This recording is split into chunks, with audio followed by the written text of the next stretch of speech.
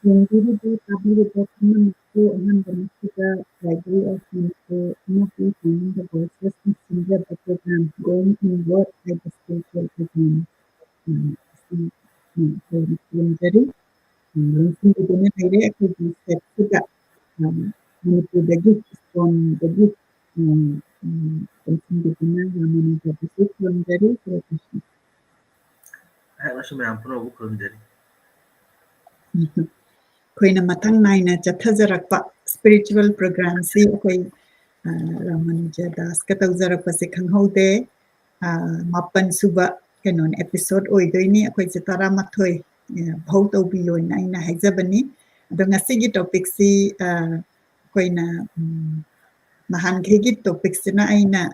Request ꯇꯧꯖꯕꯅꯦ ꯑꯗꯣ ꯉꯁꯤꯅ ꯑꯩꯅ ꯔꯥꯃꯥꯅꯨꯖꯗ ꯉꯁꯤꯁꯦ ꯀꯔꯤ ꯇꯥꯛꯄꯤꯒꯅꯤꯅ ꯈꯟꯕꯤꯔꯛꯑꯣꯅ ꯍꯥꯏꯕꯅꯦ ꯑꯗꯣ ꯔꯥꯃꯥꯅꯨꯖꯟ ꯑꯩꯈꯣꯏ ꯃꯌꯥꯝꯗ ꯇꯣꯄꯤꯛꯁꯤꯒꯤ ꯃꯔꯝꯗꯁꯨ ꯍꯥꯏꯕꯤꯔꯛꯑꯣ ꯑꯗꯨꯒ ꯑꯗꯨꯝ ꯄ꯭ꯔꯖꯦꯟꯇꯦꯁꯟꯁꯤ ꯀꯟꯇꯤꯅ꯭ꯌꯨ ꯇꯧꯕꯤꯔꯣ ꯑꯗꯨꯒ ꯌꯦꯡꯕꯤꯔꯤꯕ ꯄꯨꯝꯅꯃꯛꯅ ꯑꯃꯨꯛꯇꯪ ꯇꯦꯛꯅꯤꯀꯦꯜꯂꯤ ꯀꯃꯥꯏꯅ ꯇꯧꯋꯤ ꯍꯥꯏꯕꯗꯨ ꯀꯃꯦꯟꯇ ꯇꯧꯕꯤꯔꯛꯎ ꯑꯗꯨꯒ ꯑꯩꯅꯁꯨ ꯑꯃꯨꯛꯇꯪ ꯁꯦꯌꯔ ꯇꯧꯖꯒꯦ ꯑꯗꯨꯒ ꯑꯗꯣꯝꯅꯁꯨ ꯁꯦꯌꯔ ꯇꯧꯕꯤꯔꯣ ꯍꯔꯦ ꯀ꯭ꯔꯤꯁꯅ ꯏꯆꯦꯕꯨꯁꯨ ꯑꯃꯗꯤ ꯐꯥꯏꯟꯗꯤꯡ ꯗ ꯚꯣꯏꯁꯦꯁ ꯑꯃꯁꯨꯡ ꯂꯥꯏꯕ꯭ꯔꯦꯔꯤ ꯑꯣꯐ ꯃꯅꯤꯄꯨꯔꯒꯤ ꯄ꯭ꯔꯣꯒ꯭ꯔꯥꯝꯁꯤꯡ ꯑꯁꯤꯕꯨ ꯃꯤꯠꯌꯦꯡ ꯇꯥꯕꯤꯔꯤꯕ ꯑꯍꯜ ꯂꯃꯟ ꯂꯥꯏ ꯒꯨꯔꯨ ꯏꯃꯥ ꯏꯕꯦꯟ ꯑꯣꯖꯥ ꯒꯨꯔु ꯈ꯭ꯋꯥꯏ ꯄꯨꯝꯅꯃꯛꯄꯨ ꯑꯩꯍꯥꯛꯅ ꯏꯄꯨꯡꯅ ꯈꯨꯔꯨꯝꯖꯔꯤ ꯚꯛꯇꯤ ꯀꯠꯆꯔꯤ ꯏꯆꯦꯒ ꯑꯩꯈꯣꯏ ꯑꯁꯨꯝ ꯍꯥꯏꯅ ꯁ꯭ꯄꯤꯔꯤꯆꯨꯋꯦꯜ ꯄ꯭ꯔꯣꯒ꯭ꯔꯥꯝ ꯍꯥꯏꯗꯅ ꯑꯃ ꯁꯤꯟꯕꯤꯔꯛꯄꯁꯤ ꯑꯩꯈꯣꯏꯒꯤ ꯑꯩ ꯏꯁꯥꯒꯤꯗꯃꯛꯇꯗꯤ ꯌꯥꯝ ꯂꯥꯏꯕꯛ ꯐꯕꯅꯤ ꯀꯩꯅꯣ ꯍꯥꯏꯕꯗ ꯃꯁꯤ ꯑꯩꯈꯣꯏꯅ ꯑꯇꯣꯞꯄꯗ ꯇꯥꯛꯆꯕꯕꯨꯗꯤ ꯑꯁꯨꯝ ꯍꯥꯏꯅ ꯄ꯭ꯔꯖꯦꯟꯇꯦꯁꯟ ꯄꯤꯕ ꯅꯩꯅꯖꯕꯁꯤꯅ ꯑꯩ ꯏꯁꯥꯃꯛꯇꯁꯨ ꯑꯁꯨꯛꯀꯤ ꯃꯇꯤꯛ ꯀꯥꯟꯅꯖꯩ ꯍꯥꯟꯅꯅ ꯅꯩꯅꯈꯤꯕ ꯅꯠꯇ꯭ꯔꯒ ꯏꯁꯥꯅ ꯄ꯭ꯔꯦꯛꯇꯤꯁ ꯇꯧꯕꯁꯤꯗ ꯑꯃꯨꯛ ꯑꯇꯣꯞꯄꯗ ꯍꯥꯏꯔꯛꯄ ꯀꯥꯟꯗꯗꯤ ꯑꯩꯍꯥꯛꯀꯤ ꯏꯁꯥꯒꯤ ꯄꯨꯟꯁꯤꯁꯤꯗ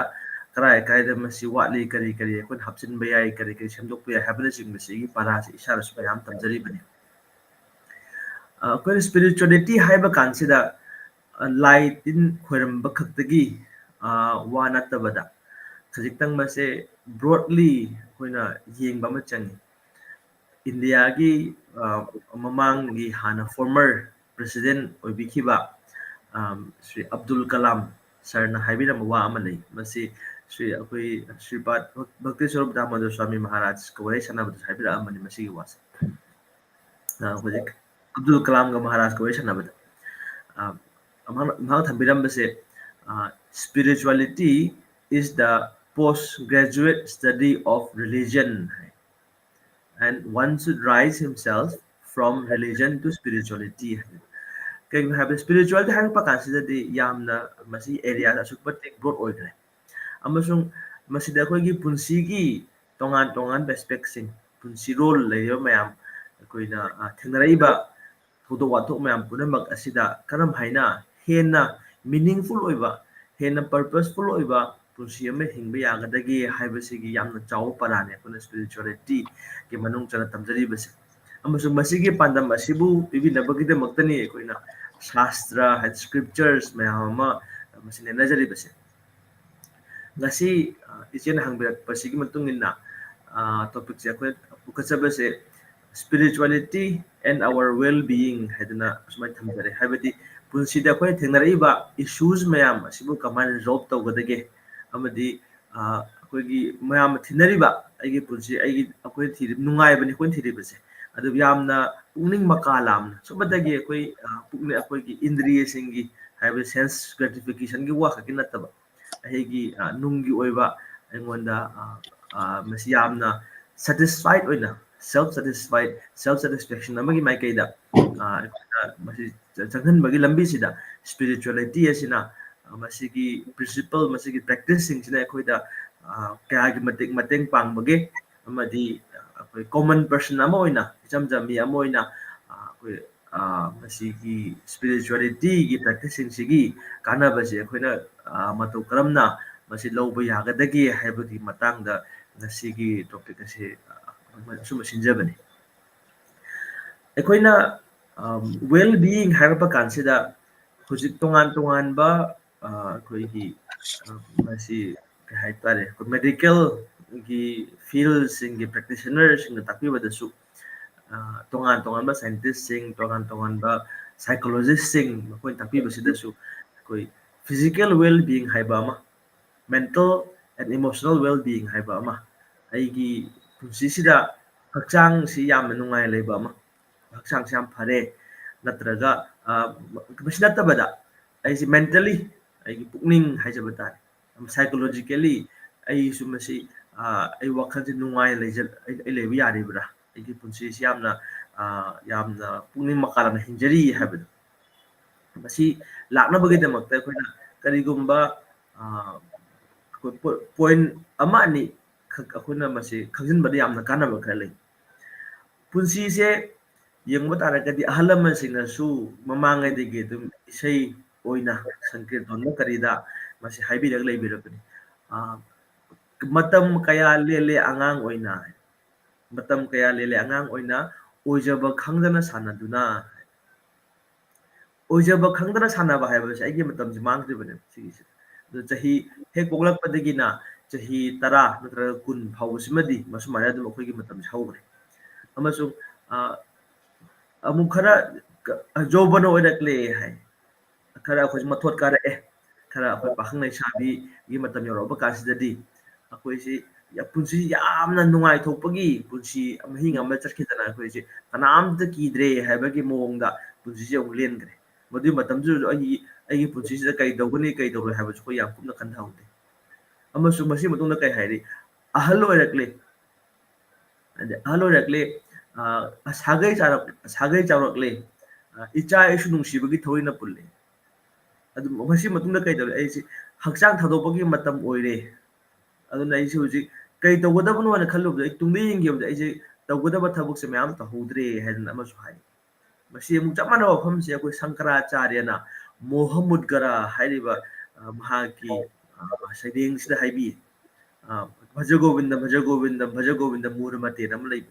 मदद हारिसे बालस्तावत क्रियासक्त तरुणस्तावत तरुणिरक्त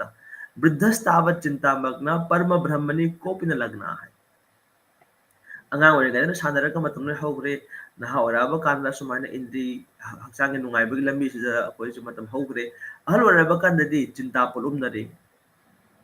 ki ichai na kamai le hodori ba aigi lamda kamai le hodori ba aigi shen sina kana lai piram dor haibna chingba singse adubu param brahma sai ईश्वर के मरमदा नत्रगा पुंसीगी ख्वाइदगी वांगबा आइगी गोल हाइजब तारे आइगी पर्पस मीनिंग एंड पर्पस मदुगी दमक्तदी कनामता थिनब होनदे हाइस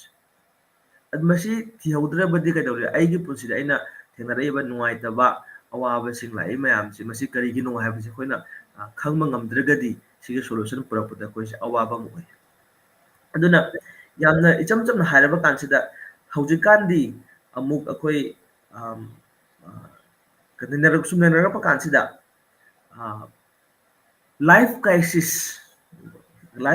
haibase yamna yam toina nainariba topic ama sum oire huji kansidi ade koi mamang mamangi chahi romsida ku discussion kha akoi tawjabe khudong chabasi phangi akoina quarter life crisis ama thengai yam chauna masi naha sing yam chaun thoiba quarter life se koina mid life crisis ka haibade dum leire mid life crisis haibade chahi se koi nifu yankhai kum sorok pa kan sida ai si punsi su kai koi tawdu su kai no kai khalak madama ading masi ke mamanga leiba chahi 15 da ke 19 bau ki manung leiba se koina quarter life crisis na hai masi di kari kino haibada छात्र छात्री Oram मतमदगी नतगा नहा ओरक मतमसिदा आइगी piers आइगी मरो ओपांगसिंग मखोइसिना एंगोदगी हेन achievement तौक्रे हाबना चिंबा नतरगा आइ हाकना लेरिबा फिबम सिदी आइ थबकसु फंगदगुम तौ नतरगा तौरिबा थबकसे आइगा चनाद्रबरा आइ नुवाइतबो ओइबरा आइना खल्लुबदुगा आइना तौरिबसिगा मसि तायोनरे अदु आइगी पुंसिसिबु chrome चकदोरनो हाइबसिगी याम चाउ issues अम लई अमसु मसिना कोइदा डिप्रेशन एंजाइटी ना चिंग मयाम से लाक अदु ngasi matam sida angang sing naha oiba sing sida di masi depression anxiety ha base manipur do yam chaw leide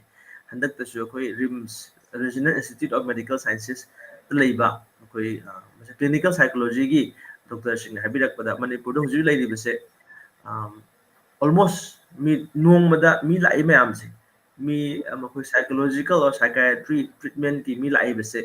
masi manungda 20% ti chahi tara ga nepal bhawbagi angang sing ne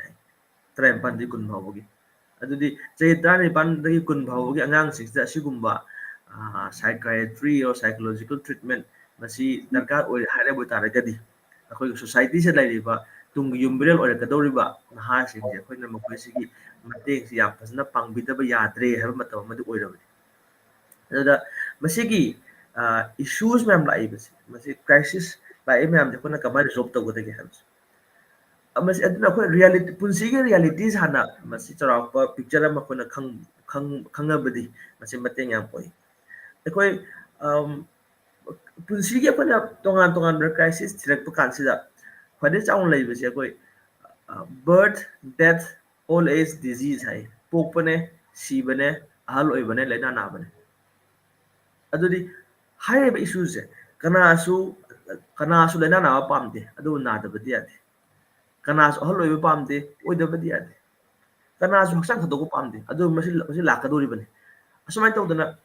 aigi punsi thengnari ba singse masidi punsi ge saruk amani haibasi asi khangjin ba amana kari ko the stress bi ba singse asi ko stressors hai stress se karam stress bi ba koi gi thengnari ba issues me amje kare kai no hara gadi masi ahum khai to adi bhautik adi devik amadi adhyatmik haidana masi kai hare ko na kitang general term da aigi pungning sina pi ba wa ba aigi mind sina dudi kanagum aina yam nungsiba ma leihidre adorabda aigi pungning si ware natra haksang sina ai karigumba chahaida po chasalure natra ka hen chasalure haksang si ware adur masin aigi pungning am haksang pi ba wa ban hai atoba jibne pi ba wa ba masin adi bhautik haidana atoba jibasi akoina tin kang na akoina chikpo ko ba tawle akoi nungaitre natra gana atoba miyo singda irang irang tori matam sida angon awa pirakpa kanagum ma nongmei ka pe kanagum na bom pokhai le hana ma khalasi madu jokko se ware amasung adi devi khaibasina prakriti bi awa base yamna sare ware yamna inga su ware nong ka hen chure ware nong chudre ware juwa hare ware haiba pam se masidi akoina masigi mata akoina kaim to ngamaro khang manata nong yam kana suragadi ai nong le philagi haiba yade nong le pa ngai ba tabani aduna masi masi na roba kansida aigi nungaitaba haibase kari no thiru matam se kai taw aina masi case ani so khai dok pa yare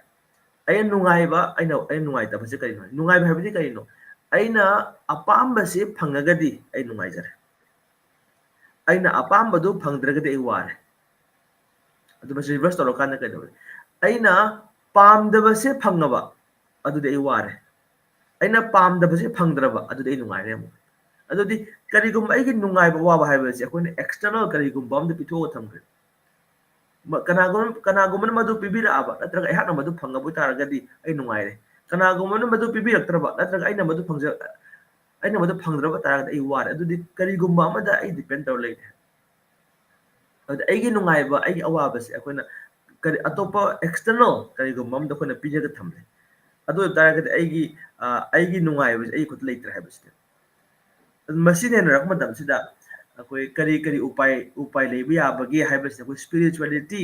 spiritual practice leiba sing si manung da akoi da kana bas yamna pi akoi hari masigi issues mayam sigi solutions akoi na masi mathi dokpa yai phangba yai haibase masida akoi chahi akoi 2022 da ne akoi छात्र सिंगी student से conference चाहे खुद सिंजे Madhuda AIIMS new Delhi की AIIMS दा research तौरग लेबी doctor अमले रिमा दादा हाइदना महाकना योगा की मतंग दा अताकपी की अमदी प्रोफेसर हेरोल्ड कोएनिग हाइदना ड्यूक यूनिवर्सिटी अमेरिका की यूएसए की महाकना हार्वर्ड की फाइंडिंग्स में थोपिरगा मसे स्पिरिचुअलिटी काना बसी मतंग दा वागा थंबी की खोइना हुजी अखोई वखल से नुंगाइत्रे वखल नुंगाइता मतम सिदा अहान मदा अखोई तौबजे करिनो हाय अखोई खितक एंजाइटी ले रे अत्र खितंग डिप्रेस ओइरे अवदि अखोई से कयिम चादबा मा दुम तुमग लैहिबा मा ꯑꯗꯨ ꯅꯠꯇ꯭ꯔꯒꯅ ꯌꯥꯝ ꯆꯥꯁꯤꯟꯕ ꯑꯃ ꯃꯁꯤꯒꯤ ꯔꯤꯖꯜꯠꯁꯦ ꯑꯗꯨꯝ ꯊꯦꯡꯅꯔꯒ ꯂꯩꯔꯕꯅꯦ ꯃꯁꯦ ꯑꯩꯈꯣꯏ ꯆꯥꯕ ꯀꯥꯟꯁꯤꯗ ꯀꯩꯗꯧꯏ ꯍꯦꯛ ꯍꯦꯛ ꯑꯩꯈꯣꯏꯁꯦ ꯍꯛꯆꯥꯡꯗ ꯀꯥꯟꯅꯗꯕ ꯃꯑꯣꯡꯗ ꯑꯩꯈꯣꯏ ꯆꯥꯁꯤꯟ ꯊꯛꯁꯤꯟꯕ ꯇꯧꯏ ꯑꯩꯈꯣꯏꯅ ꯃꯁꯤ ꯅꯤꯁꯥ ꯁꯤꯖꯤꯟꯅꯔꯛꯑꯦ ꯃꯁꯤꯗ ꯆꯨꯔꯨꯞ ꯊꯛꯄ ꯌꯨ ꯊꯛꯄ ꯆꯤꯡꯕ ꯑꯁꯤꯒꯨꯝꯕ ꯃꯌꯥꯝ ꯇꯧꯔꯛꯑꯦ ꯑꯃꯁꯨꯡ ꯑꯩꯈꯣꯏꯒꯤ ꯃꯤ ꯂꯩꯃꯤꯟꯅꯔꯛꯄ ꯀꯥꯟꯁꯤꯗ ꯌꯥꯝꯅ ꯇꯦꯝꯄꯔꯥꯃꯦꯟꯇꯦꯜ ꯑꯣꯏꯕ ꯑꯗꯨꯒꯤ ꯃꯑꯣꯡꯁꯨ ꯂꯥꯛꯄ ꯑꯩꯈꯣꯏꯁꯦ ꯑꯗꯨꯕꯨ ꯍꯥꯏꯔꯤꯕꯁꯤꯡꯁꯦ ꯃꯁꯤ ꯑꯩꯈꯣꯏꯅ ꯉꯥꯏꯍꯥꯛꯇꯪꯒꯤ ꯃꯌꯥꯝꯅ ꯃꯁꯤ ꯑꯁꯨꯃꯥꯏꯅ ꯆꯥꯅꯩ ꯊꯛꯅꯩ ꯑꯗꯨ ꯑꯣꯏꯔꯕꯗꯤ ꯋꯥꯈꯜ ꯅꯨꯡꯉꯥꯏꯒ ꯍꯥꯏꯕꯅꯤ ꯍꯥꯏꯗꯅ ꯑꯩꯈꯣꯏꯅ ꯃꯁꯤ ꯇ꯭ꯔꯥꯏꯌꯦꯜ ꯇꯧꯕꯒꯤ ꯃꯑꯣꯡꯗ ꯍꯦꯛ ꯆꯪꯅꯩ ꯇꯧꯕꯕꯨꯗꯤ ꯃꯁꯤ ꯑꯩꯈꯣꯏꯅ ꯆꯥꯔꯛꯏꯕ ꯊꯛꯏ ꯃꯌꯥꯝꯁꯦ ꯑꯌꯥꯝꯕꯅ ꯑꯩꯈꯣꯏꯅ ꯀꯩ ꯆꯥꯁꯤꯜꯂꯛꯏ ꯖꯪꯛ ꯐꯨꯗꯁ ꯉꯁꯤ ꯃꯇꯝꯁꯤꯗ ꯑꯗꯣ ꯖꯪꯛ ꯐꯨꯗ ꯆꯥꯁꯤꯜꯂꯛꯑꯦ ꯖꯪꯛ ꯐꯨꯗ ꯆꯥꯔꯛꯑꯦ ꯑꯗꯨꯗ ꯍꯥꯏꯔꯤꯕ ꯑꯗꯒꯤ ꯃꯁꯤꯒꯤ ꯑꯟꯍꯦꯜꯗꯤ ꯑꯣꯏꯕ ꯏꯇꯤꯡ ꯍꯦꯕꯤꯠ ꯑꯟꯍꯦꯜꯗꯤ ꯑꯣꯏꯕ ꯁ꯭ꯂꯤꯞꯄꯤꯡ ꯍꯦꯕꯤꯠ ꯑꯗꯒꯤ ꯂꯤꯚꯤꯡ ꯍꯦꯕꯤꯠ ꯃꯌꯥꯝꯁꯦ ꯃꯁꯤꯅ ꯃꯔꯝ ꯑꯣꯏꯗꯅ ꯉꯥꯏꯍꯥꯛꯇꯨꯒꯤꯗꯤ ꯑꯩꯈꯣꯏ ꯑꯩꯒꯤ ꯀꯩ ꯍꯥꯏꯇꯥꯔꯦ ꯏꯃꯣꯁꯅꯦꯜ ꯏꯁꯨꯁꯇꯨꯒꯤꯗꯃꯛ ꯑꯗꯨꯅ ꯃꯔꯝ ꯑꯣꯏꯗꯅ ꯑꯩꯁꯦ ꯉꯥꯏꯍꯥꯛꯇꯨꯒꯤ ꯑꯗꯨꯒꯨꯝꯕ ꯃꯌꯥꯝ ꯁꯤꯖꯤꯟꯅꯔꯒ ꯇꯧꯈ꯭ꯔꯦ ꯑꯗꯨꯕꯨ ꯑꯩꯈꯣꯏꯗ ꯇꯥꯛꯄꯤꯗꯕ ꯅꯠꯇ꯭ꯔꯒ ꯑꯩꯈꯣꯏꯅ ꯈꯪꯖꯗꯕꯁꯦ ꯀꯩꯅꯣ ꯍꯥꯏꯕꯗ ꯃꯗꯨꯒꯤ ꯏꯐꯦꯛꯁꯦ ꯍꯌꯦꯡ ꯇꯨꯡ ꯌꯥꯝ ꯆꯥꯎꯅ ꯂꯥꯛꯀꯗꯧꯔꯤꯕ ꯑꯩ ꯈꯛꯇ ꯅꯠꯇꯕꯤꯗ ꯑꯗꯨꯒꯨꯝꯕ ꯃꯤꯑꯣꯏꯁꯤꯡꯁꯤꯒꯤ ꯃꯈꯣꯏꯒꯤ ꯃꯆꯥ ꯃꯁꯨꯗ ꯐꯥꯎꯕ ꯖꯦꯅꯦꯇꯤꯛ ꯑꯣꯏꯕ ꯑꯩꯈꯣꯏꯒꯤ ꯖꯤꯟꯁꯇ ꯑꯣꯏꯕ ꯑꯗꯨꯒꯨꯝꯕꯒꯤ ꯃꯥꯒꯤ ꯗꯤꯐꯦꯛ ꯑꯣꯏꯕ ꯃꯌꯥꯝ ꯂꯥꯛꯄꯁꯦ ꯃꯁꯤ ꯄ꯭ꯔꯨꯚꯟ ꯑꯣꯏꯔꯕꯅꯦꯕ ꯁꯤꯒꯤꯁꯦ ꯑꯗꯨꯗ ꯑꯩꯈꯣꯏꯅ ꯋꯥꯈꯜ ꯅꯨꯡꯉꯥꯏꯕ ꯍꯥꯏꯕ ꯀꯥꯟꯁꯤꯗ ꯁꯦꯔꯣꯇꯣꯅꯤꯟ ꯍꯥꯏꯗꯅ ꯍꯣꯔꯃꯣꯟ ꯑꯃꯈꯛ ꯃꯁꯤ ꯑꯩꯈꯣꯏ ꯊꯦꯡꯅꯩ ꯍꯛꯆꯥꯡꯁꯤꯗ ꯑꯗꯨ ꯍꯥꯏꯔꯤꯕ ꯃꯁꯤꯒꯤ ꯋꯥꯈꯜ ꯅꯨꯡꯉꯥꯏꯍꯟꯕ ꯑꯩꯈꯣꯏꯗ ꯀꯔꯤꯒꯨꯝꯕ ꯁꯦꯟꯁ ꯑꯣꯐ ꯁꯦꯇꯤꯁꯐꯦꯛꯁꯟ ꯑꯣꯔ ꯃꯁꯤ ꯔꯤꯂꯦꯛꯁꯦꯁꯟ ꯇꯧꯕꯒꯤ ꯑꯩꯈꯣꯏ ꯄꯨꯟꯁꯤꯁꯤꯗ ꯄꯔꯄꯁ ꯑꯃ ꯂꯩꯅ ꯍꯤꯡꯅꯕꯒꯤꯗꯃꯛꯇ ꯍꯛꯆꯥꯡꯁꯤꯗ ꯂꯩꯔꯤꯕ ꯌꯥꯝꯅ ꯃꯔꯨꯑꯣꯏꯕ ꯍꯣꯔꯃꯣꯟꯁꯦ ꯑꯩꯈꯣꯏ ꯁꯦꯔꯣꯇꯣꯅꯤꯟ ꯍꯥꯏꯕꯁꯤꯅꯤ ꯑꯗꯨ ꯃꯁꯤ ꯍꯣꯔꯃꯣꯟꯁꯦ ꯃꯁꯤ ꯀꯗꯥꯏꯗꯒꯤ ꯄꯨꯊꯣꯔꯛꯄꯅꯣꯅ ꯊꯤꯕ ꯀꯥꯟꯁꯤꯗ ꯑꯩꯈꯣꯏꯒꯤ ꯒꯠ ꯀꯩꯅꯣꯁꯦ ꯑꯩꯈꯣꯏ ꯏꯟꯇꯦꯁꯇꯥꯏꯟꯗ ꯂꯩꯔꯤꯕ ꯕꯦꯛꯇꯔꯤꯌꯥꯁꯤꯡꯁꯦ ꯄꯨꯊꯣꯛꯄꯅꯦꯅ ꯍꯥꯏ ꯒꯠ ꯃꯥꯏꯀ꯭ꯔꯣꯕꯥꯏꯌꯣꯝ ꯍꯥꯏꯕ ꯃꯇꯥꯡꯗ ꯃꯁꯤ ꯅꯩꯅꯔꯤ ꯑꯗꯨꯗ ꯑꯩꯈꯣꯏꯅ ꯆꯥꯔꯤꯕ ꯄꯣꯠꯁꯦ ꯀꯔꯤꯒꯨꯝꯕ ꯖꯪꯛ ꯐꯨꯗ ꯃꯌꯥꯝꯁꯦ ꯑꯩꯈꯣꯏꯅ ꯄꯪꯆꯥ ꯆꯥꯁꯤꯜꯂꯕꯣꯏꯗꯤ ꯖꯪꯛ ꯐꯨꯗ ꯍꯥꯏꯕꯗꯤ ꯀꯔꯤꯅꯣ ꯂꯣ ꯐꯥꯏꯕꯔ ꯍꯥꯏ ꯁꯨꯒꯔ ꯍꯥꯏ ꯁꯣꯜꯠ ꯑꯗꯒꯤ ꯍꯥꯏ ꯀꯥꯔꯕꯣꯍꯥꯏꯗ꯭ꯔꯦꯠ ꯑꯗꯨꯒ ꯃꯗꯨꯗ ꯁꯤꯖꯤꯟꯅꯔꯤꯕ ꯊꯥꯎ ꯃꯌꯥꯝꯁꯤꯅ ꯃꯗꯨꯗꯤ ꯀꯔꯝꯕ ꯃꯁꯤ ꯄꯣꯂꯤ ꯑꯟꯁꯦꯆꯨꯔꯦꯇꯦꯠ ꯑꯗꯨꯗ ꯃꯌꯥꯝ ꯂꯩꯈ꯭ꯔꯦ ꯑꯗꯨꯗ ꯑꯩꯈꯣꯏ ꯍꯛꯆꯥꯡꯁꯤꯗ ꯀꯣꯂꯦꯁꯇ꯭ꯔꯣꯜ ꯆꯥꯡ ꯋꯥꯡꯈꯠꯍꯟꯕ ꯑꯗꯨꯒꯨꯝꯕꯁꯤ ꯃꯌꯥꯝꯁꯨ ꯄꯤꯔꯛꯑꯦ ꯃꯁꯤꯁꯤꯅ ꯑꯗꯨꯗ ꯍꯥꯏꯔꯤꯕ ꯖꯪꯛ ꯐꯨꯗ ꯌꯥꯎꯔꯤꯕꯁꯤ ꯀꯩꯅꯣ ꯃꯁꯤ ꯂꯣ ꯐꯥꯏꯕꯔ ꯍꯥꯏꯕꯁꯤ ꯀꯩꯅꯣ ꯍꯥꯏꯗ ꯍꯛꯆꯥꯡꯁꯤꯗ ꯑꯩꯈꯣꯏꯅ ꯆꯥꯁꯤꯟꯈꯤꯕ ꯀꯥꯟꯁꯤꯗ ꯆꯥꯔꯤꯕ ꯄꯣꯠꯁꯦ ꯑꯩꯈꯣꯏ ꯃꯅꯥ ꯃꯁꯤꯡꯒꯨꯝꯕ ꯑꯗꯒꯤ ꯐ꯭ꯔꯦꯁꯂꯤ ꯀꯨꯛ ꯑꯣꯏꯕ ꯑꯗꯨꯒꯨꯝꯕ ꯑꯩꯈꯣꯏꯗ ꯍꯣꯜꯁꯝ ꯑꯣꯏꯕ ꯅ꯭ꯌꯨꯇ꯭ꯔꯤꯁꯁ ꯑꯣꯏꯕ ꯆꯤꯟꯖꯥꯛꯁꯦ ꯃꯁꯤ ꯑꯩꯈꯣꯏꯅ ꯆꯥꯔꯕꯣꯏꯗꯤ ꯉꯁꯥꯏꯒꯤ ꯕꯦꯛꯇꯔꯤꯌꯥ ꯂꯩꯔꯤꯕ ꯃꯌꯥꯝꯁꯦ ꯃꯈꯣꯏꯅ ꯆꯥꯖꯅꯕ ꯅꯠꯇ꯭ꯔꯒ ꯃꯈꯣꯏꯅ ꯍꯧꯅꯅꯕ ꯖꯒꯥꯁꯦ ꯐꯪꯉꯤ ꯑꯩꯈꯣꯏꯅ ꯃꯁꯤ ꯕꯥꯏꯑꯣꯂꯣꯖꯤꯗ ꯃꯁꯤ ꯑꯩꯈꯣꯏ ꯅꯤꯁ ꯍꯥꯏ ꯃꯥꯏ ꯂꯩꯅꯕꯒꯤ ꯄ꯭ꯂꯦꯠꯐꯣꯝ ꯍꯥꯏꯖꯕ ꯇꯥꯔꯦ ꯑꯗꯨꯗ ꯍꯧꯖꯤꯛ ꯍꯥꯏꯔꯤꯕ ꯕꯦꯛꯇꯔꯤꯌꯥꯁꯤꯡꯁꯤꯅ ꯃꯈꯣꯏ ꯊꯕꯛ ꯇꯧꯔꯛꯀꯗꯧꯔꯤꯕꯁꯤ ꯑꯩꯈꯣꯏ ꯐꯥꯏꯕꯔꯁꯤꯡ ꯆꯥꯁꯤꯟꯈ꯭ꯔꯤꯕ ꯐꯥꯏꯕꯔꯁꯤꯡꯁꯦ ꯄꯥꯛ ꯊꯨꯅ ꯇꯨꯝꯕ ꯉꯝꯗꯦ ꯑꯗꯨ ꯃꯁꯤ ꯇꯨꯝꯅꯕꯒꯤꯗꯃꯛꯇ ꯃꯈꯣꯏꯒꯤ ꯊꯕꯛꯁꯦ ꯌꯥꯝ ꯀꯨꯏꯅ ꯆꯪꯅ ꯃꯁꯤ ꯊꯕꯛ ꯇꯧꯏ ꯑꯗꯨꯅ ꯃꯔꯝ ꯑꯣꯏꯔꯒꯅ ꯉꯁꯥꯏꯒꯤ ꯕꯦꯛꯇꯔꯤꯌꯥꯁꯤꯃꯈꯣꯏꯒꯤ ꯄꯣꯄꯨꯂꯦꯁꯟ ꯍꯦꯟꯒꯠꯂꯛꯏ ꯑꯩꯈꯣꯏꯒꯤ ꯏꯟꯇꯦꯁꯇꯥꯏꯟ ꯃꯅꯨꯡꯁꯤꯗ ꯑꯃꯁꯨꯡ ꯍꯥꯏꯔꯤꯕꯁꯤꯡꯁꯤꯅ ꯉꯁꯥꯏ ꯕꯦꯛꯇꯔꯤꯌꯥ ꯃꯌꯥꯝꯁꯤꯅ ꯑꯩꯈꯣꯏꯗ ꯚꯤꯇꯥꯃꯤꯟ ꯀꯦ ꯍꯥꯏꯕꯗꯤ ꯑꯩꯈꯣꯏꯅ ꯍꯛꯆꯥꯡꯗ ꯀꯛꯄ ꯈꯣꯠꯄ ꯇꯧꯕ ꯀꯥꯟꯗ ꯕ꯭ꯂꯗ ꯀ꯭ꯂꯣꯇꯤꯡꯒ ꯇꯧꯔꯤꯕ ꯃꯌꯥꯝ ꯑꯗꯨꯗꯒꯤ ꯈꯛꯏꯕꯁꯦ ꯑꯗꯨ ꯅꯠꯇ꯭ꯔ ꯑꯗꯒꯤ ꯑꯃꯅ ꯍꯧꯖꯤꯛ ꯍꯥꯏꯔꯤꯕ ꯑꯩꯈꯣꯏ ꯁꯦꯔꯣꯇꯣꯅꯤꯟ ꯍꯥꯏꯔꯤꯕ ꯃꯁꯤꯒꯤ ꯍꯣꯔꯃꯣꯟꯁꯤꯡ ꯑꯁꯤ ꯃꯁꯤ ꯃꯈꯣꯏꯅ ꯄꯨꯊꯣꯛꯄ ꯑꯣꯏ ꯂꯩꯔꯝꯃꯤ ꯑꯗꯨꯗ ꯑꯩꯈꯣꯏꯅ ꯆꯥꯔꯤꯕ ꯊꯛꯂꯤꯕ ꯃꯌꯥꯝꯁꯦ ꯑꯗꯒꯤ ꯑꯦꯟꯇꯤꯕꯥꯌꯣꯇꯤꯛ ꯀꯥ ꯍꯦꯟꯅ ꯆꯥꯁꯤꯟꯕ ꯑꯗꯒꯤ ꯑꯩꯈꯣꯏꯅ ꯀꯩ ꯍꯥꯏꯇꯥꯔꯦ ꯃꯌꯥꯏ ꯀꯥꯕ ꯅꯤꯁꯥ ꯌꯥꯝ ꯀꯥ ꯍꯦꯟꯅ ꯁꯤꯖꯤꯟꯅꯕ ꯆꯥꯁꯤꯟ ꯊꯛꯁꯤꯟ ꯇꯧꯁꯤꯟꯕ ꯑꯃꯁꯨꯡ ꯖꯪꯛ ꯐꯨꯗ ꯃꯌꯥꯝ ꯆꯥꯁꯤꯜꯂꯤ ꯈꯣꯠꯂꯤ ꯃꯌꯥꯝꯁꯦ ꯃꯁꯤ ꯑꯣꯏꯔꯒꯗꯤ ꯉꯁꯥꯏꯒꯤ ꯒꯠ ꯕꯦꯛꯇꯔꯤꯌꯥ ꯃꯌꯥꯝꯁꯦ ꯃꯈꯣꯏꯁꯦ ꯁꯤꯔꯦ ꯃꯈꯣꯏ ꯍꯤꯡꯕ ꯉꯝꯗ꯭ꯔꯦ ꯑꯗꯨꯅ ꯃꯔꯝ ꯑꯣꯏꯗꯨꯅ ꯑꯩꯈꯣꯏꯗ ꯉꯁꯥꯏꯒꯤ ꯗꯤꯄ꯭ꯔꯦꯁꯟ ꯑꯗꯩ ꯑꯦꯡꯖꯥꯏꯇꯤ ꯂꯩꯕꯒꯤ ꯆꯥꯡꯁꯦ ꯋꯥꯡꯈꯠꯂꯦ ꯃꯁꯤ ꯍꯥꯏꯖꯔꯤꯕꯁꯦ ꯑꯩꯈꯣꯏꯅ ꯃꯁꯤ ꯖꯁ ꯊꯤꯑꯣꯔꯤꯇꯤꯀꯦꯜ ꯅꯠꯇꯦ ꯃꯁꯤ ꯗꯥꯏꯔꯦꯛꯂꯤ ꯃꯁꯤ ꯔꯤꯁꯔꯁ ꯇꯧꯔꯕꯅꯤ ꯑꯃꯗꯤ ꯄ꯭ꯔꯨꯚꯟ ꯑꯣꯏꯔꯕꯅꯤ ꯃꯁꯤꯁꯦ ꯍꯣꯏ ꯃꯁꯤꯃ ꯂꯩꯔꯦ ꯆꯥꯕꯒꯤ ꯃꯇꯥꯡꯁꯤꯗ ꯑꯗꯣ ꯆꯥꯕꯁꯤꯗ ꯀꯩ ꯍꯥꯏꯔꯛꯏ ꯚꯒꯋꯠ ꯒꯤꯇꯥꯗ ꯁ꯭ꯂꯣꯛ ꯑꯃ ꯌꯥꯎꯔꯤꯕ 17 ꯆꯦꯞꯇꯔꯒꯤ ꯚꯔꯁ ꯅꯝꯕꯔ 8 ꯌꯥꯎꯔꯤ ꯃꯁꯤ ꯀꯩ ꯍꯥꯏ आयु सत्व बलारोग्य सुख प्रीति विवर्धना रस्य स्निग्ध स्थिर हृदय आहार सात्विका प्रिया चाबसे सात्विकता लेबा पोट हाइबदि मोड ऑफ गुडनेस की पोट चाबियु हाइ मधु चारा बोइदि कैदौरे अखोइ से आयु पुछि सांगनी आयु सत्व ꯑꯃꯁꯨꯡ ꯑꯩꯒꯤ ꯄꯨꯟꯁꯤꯁꯤ ꯌꯥꯝꯅ ꯄ꯭ꯌꯨꯔꯤꯐꯥꯏꯠ ꯑꯣꯏꯕ ꯄꯨꯟꯁꯤ ꯑꯃ, ꯌꯥꯝ ꯄ꯭ꯌꯨꯔꯤꯐꯥꯏ ꯑꯣꯏꯕ ꯍꯥꯏꯕꯗꯤ ꯑꯩꯒꯤ ꯊꯣꯠꯁ, ꯑꯩꯒꯤ ꯋꯥꯈꯜ, ꯑꯩꯒꯤ ꯄꯨꯛꯅꯤꯡꯗ ꯈꯜꯂꯤ ꯋꯥꯕꯁꯤ ꯌꯥꯝꯅ ꯄ꯭ꯌꯨꯔ ꯊꯣꯠ ꯃꯌꯥꯝꯁꯦ ꯑꯩ ꯈꯟꯕ ꯉꯝꯃꯒꯅꯤ, ꯍꯥꯏꯕꯗꯤ ꯃꯁꯤꯅ ꯑꯩ ꯀꯣꯟꯁꯇ꯭ꯔꯛꯇꯤቭ ꯑꯦꯟ ꯄꯣꯖꯤꯇꯤꯚ ꯊꯣꯠ ꯃꯌꯥꯝꯁꯨ ꯂꯥꯛꯀꯅꯤ ꯍꯥꯏꯔꯤ꯫ ꯑꯃꯁꯨꯡ ꯁ꯭ꯇꯔꯦꯡꯊ ꯕꯂ, ꯑꯩ ꯍꯛꯆꯥꯡꯁꯦ ꯄꯥꯡꯒꯜ ꯂꯩꯒꯅꯤ, ꯑꯥꯔꯣꯒ꯭ꯌ, ꯑꯩ ꯂꯩꯅꯥ ꯇꯤꯟꯅꯥ ꯅꯥꯔꯔꯣꯏ, ꯁꯨꯈ, ꯌꯥꯝꯅ ꯑꯩꯅ ꯊꯤꯔꯤ ꯍꯦꯄꯤꯅꯦꯁ ꯍꯥꯏꯕꯁꯦ, ꯑꯩ ꯋꯥꯈꯜ ꯅꯨꯡꯉꯥꯏꯒꯅꯤ, ꯑꯃꯁꯨꯡ ꯄ꯭ꯔꯤꯇꯤꯕꯤꯚꯔꯙꯅ, then I will get satisfaction ꯍꯥꯏꯕꯁꯦ꯫ ꯑꯗꯨ ꯍꯥꯏꯔꯤꯕ ꯆꯤꯟꯖꯥꯛꯁꯦ ꯀꯔꯝꯕꯅꯣ? Such foods are juicy, fatty, wholesome and pleasing to the heart. ꯌꯥꯝ ꯃꯁꯦ ꯑꯩꯈꯣꯏꯅ ꯎꯍꯩ ꯋꯥꯍꯩ ꯆꯥꯔꯛꯄ, ꯑꯗꯒꯤ ꯃꯅꯥ ꯃꯁꯤꯡꯒꯁꯦ ꯌꯥꯝ ꯇꯒꯠ ꯇꯦꯛꯄ ꯃꯅꯥ ꯃꯁꯤꯡꯒ ꯆꯥꯖꯕ, ꯑꯃꯁꯨꯡ ꯃꯁꯤ ꯌꯥꯝ ꯆꯥꯕꯗ ꯌꯥꯝ ꯅ꯭ꯌꯨꯇ꯭ꯔꯤꯁꯟ ꯑꯣꯏꯕ ꯃꯈꯜ ꯑꯩꯈꯣꯏꯒꯤ ꯕꯦꯂꯦꯟꯁ ꯑꯣꯏꯕ ꯄꯣꯠꯁꯤ ꯐꯪꯕ ꯍꯥꯏꯕ ꯇꯥꯔꯦ꯫ ꯁꯪꯒꯣꯝ ꯊꯛꯂꯛꯏꯕ, ꯑꯗꯒꯤ ꯆꯦꯡ ꯍꯋꯥꯏ ꯆꯥꯔꯛꯏꯕ ꯈꯣꯠꯂꯛꯏꯕ ꯃꯌꯥꯝꯁꯦ, ꯑꯃꯁꯨꯡ ꯄꯨꯛꯅꯤꯡꯗ ꯅꯨꯡꯉꯥꯏꯕ ꯑꯇꯣꯞꯄꯗ ꯍꯤꯡꯁꯥ ꯌꯥꯎꯗꯕ ꯑꯗꯨꯒꯨꯝꯕ ꯆꯤꯟꯖꯥꯛ ꯆꯥꯕꯤꯌꯨ ꯍꯥꯏꯗꯅ꯫ ꯑꯗꯨꯒ ꯅꯦꯛꯁ ꯅꯣꯠꯇ ꯀꯩ ꯍꯥꯏꯔꯤ? ꯇꯦꯛꯁ ꯅꯝꯕꯔ 9 ꯁꯤꯅ ꯀꯩ ꯍꯥꯏꯔꯤ? Foods that are too bitter, too sour, salty, hot, pungent, dry and burning, ꯃꯈꯣꯏꯁꯤꯅ ꯃꯣꯗ ꯑꯣꯐ ꯄꯦꯁꯟꯗ ꯂꯩ ꯍꯥꯏꯗꯅ, ꯑꯩꯈꯣꯏ ꯖꯪꯛ ꯐꯨꯗ ꯆꯥꯅꯔꯤ ꯃꯌꯥꯝꯁꯦ꯫ ꯑꯗꯣ ꯑꯁꯤꯒꯨꯝꯕ ꯆꯤꯟꯖꯥꯛꯁꯦ ꯀꯩꯗꯧꯏ? They cause distress, misery and disease, ꯑꯩꯈꯣꯏ ꯑꯋꯥꯕ ꯄꯤ, ꯄꯨꯛꯅꯤꯡ ꯅꯨꯡꯉꯥꯏꯍꯟꯗꯦ, ꯑꯃꯁꯨꯡ ꯂꯩꯅꯥ ꯇꯤꯟꯅꯥ ꯅꯥꯍꯜꯂꯤ꯫ ꯑꯗꯨ ꯑꯩꯈꯣꯏꯅ ꯊꯤꯔꯤꯕꯁꯤꯗꯤ ꯃꯃꯥꯡꯒꯤꯗꯨꯅꯦꯕ, ꯌꯥꯝꯅ ꯄꯨꯟꯁꯤ ꯅꯨꯡꯁꯥꯡꯕ, ꯍꯛꯆꯥꯡ ꯑꯁꯤ ꯐꯕ, ꯋꯥꯈꯜ ꯅꯨꯡꯉꯥꯏꯕ, ꯄꯨꯛꯅꯤꯡꯒꯁꯦ ꯏꯪꯇꯞ ꯂꯩꯕ꯫ ꯑꯗꯨ ꯆꯥꯕꯗꯤ ꯀꯔꯝꯕ ꯆꯥꯕ? ꯃꯁꯤ ꯑꯋꯥꯕ ꯄꯤꯒꯗꯕ ꯆꯤꯟꯖꯥꯛ ꯆꯥꯕ꯫ ꯑꯗꯨꯗꯤ ꯑꯩꯈꯣꯏꯒꯤ ꯄꯨꯟꯁꯤ ꯃꯍꯤꯡꯁꯦ ꯃꯁꯤ ꯈꯤꯇꯪ ꯇꯥꯏꯑꯣꯟꯅꯕ ꯍꯥꯏꯖꯕ ꯇꯥꯔꯦ꯫ ꯑꯃꯁꯨꯡ ꯃꯁꯤꯗ ꯑꯩꯈꯣꯏ ꯍꯧꯖꯤꯛꯀꯥꯟ ꯌꯥꯝ ꯀꯟꯅ ꯅꯩꯅꯔꯤꯕ ꯇꯣꯄꯤꯛ ꯑꯃꯁꯨ ꯂꯩ, ꯕ꯭ꯔꯦꯟ ꯗꯤꯔꯥꯏꯚഡ് ꯅ꯭ꯌꯨꯔꯣꯇ꯭ꯔꯣꯐꯤꯛ ꯐꯦꯛꯇꯔ ꯍꯥꯏꯗꯅ, ꯃꯁꯤ BDNF ꯑꯅ ꯍꯥꯏ꯫ ꯃꯁꯤ ꯃꯇꯥꯡꯁꯤꯗ ꯔꯤꯁꯔꯁꯁꯨ ꯃꯌꯥꯝ ꯂꯩꯔꯦ, ꯑꯃꯗꯤ ꯃꯁꯤꯒꯤꯗ ꯇꯣꯉꯥꯟꯕ ꯃꯁꯤꯒꯤ ꯄꯦꯄꯔꯁꯤꯡꯁꯨ ꯃꯌꯥꯝ ꯂꯩꯔꯦ ꯍꯧꯖꯤꯛꯀꯥꯟꯁꯤꯗ꯫ ꯑꯗꯨꯗ ꯃꯁꯤ ꯑꯩꯈꯣꯏ BDNF ꯍꯥꯏꯕꯁꯦ, ꯕ꯭ꯔꯦꯟ ꯗꯤꯔꯥꯏꯚ ꯅ꯭ꯌꯨꯔꯣꯇ꯭ꯔꯣꯐꯤꯛ ꯐꯦꯛꯇꯔ, ꯕ꯭ꯔꯦꯟ ꯁꯦꯜ ꯃꯌꯥꯝꯁꯦ, ꯑꯩꯈꯣꯏ ꯅ꯭ꯌꯨꯔꯣꯟꯁ ꯍꯥꯏꯔꯤꯕꯁꯤꯡꯁꯦ, ꯃꯈꯣꯏꯁꯦ ꯃꯁꯤ ꯃꯊꯟꯇ ꯔꯤꯖꯅꯔꯦꯠ ꯇꯧꯕꯗ, ꯑꯃꯨꯛꯇꯪ ꯁꯤꯈ꯭ꯔꯕ ꯀꯥꯟꯗꯗꯤ ꯃꯁꯤ ꯑꯃꯨꯛ ꯍꯧꯒꯠꯂꯛꯄꯁꯤ ꯃꯇꯝ ꯌꯥꯝ ꯁꯥꯡꯅ ꯆꯪꯉꯦꯅ ꯍꯥꯏꯅꯩ꯫ ꯑꯗꯨꯅ ꯕ꯭ꯔꯦꯟꯗ ꯁꯣꯛꯄ ꯈꯣꯠꯄ ꯇꯧꯕ ꯀꯥꯟꯁꯤ ꯃꯁꯤ ꯐꯒꯠꯄꯁꯦ ꯋꯥꯅꯩ ꯍꯥꯏꯗꯅ꯫ ꯑꯗꯨꯕꯨ ꯍꯧꯖꯤꯛ ꯊꯦꯡꯅꯔꯛꯄ ꯃꯇꯝꯁꯦ ꯀꯩꯗꯧꯔꯦ? ꯍꯧꯖꯤꯛ BDNF ꯍꯥꯏꯔꯤꯕꯁꯦ, ꯃꯁꯤꯁꯨ ꯍꯣꯔꯃꯣꯟ ꯃꯈꯜ ꯑꯃꯅꯤ ꯍꯥꯏꯕ ꯌꯥꯏ꯫ ꯃꯁꯤ ꯂꯩꯔꯕꯣꯏꯗꯤ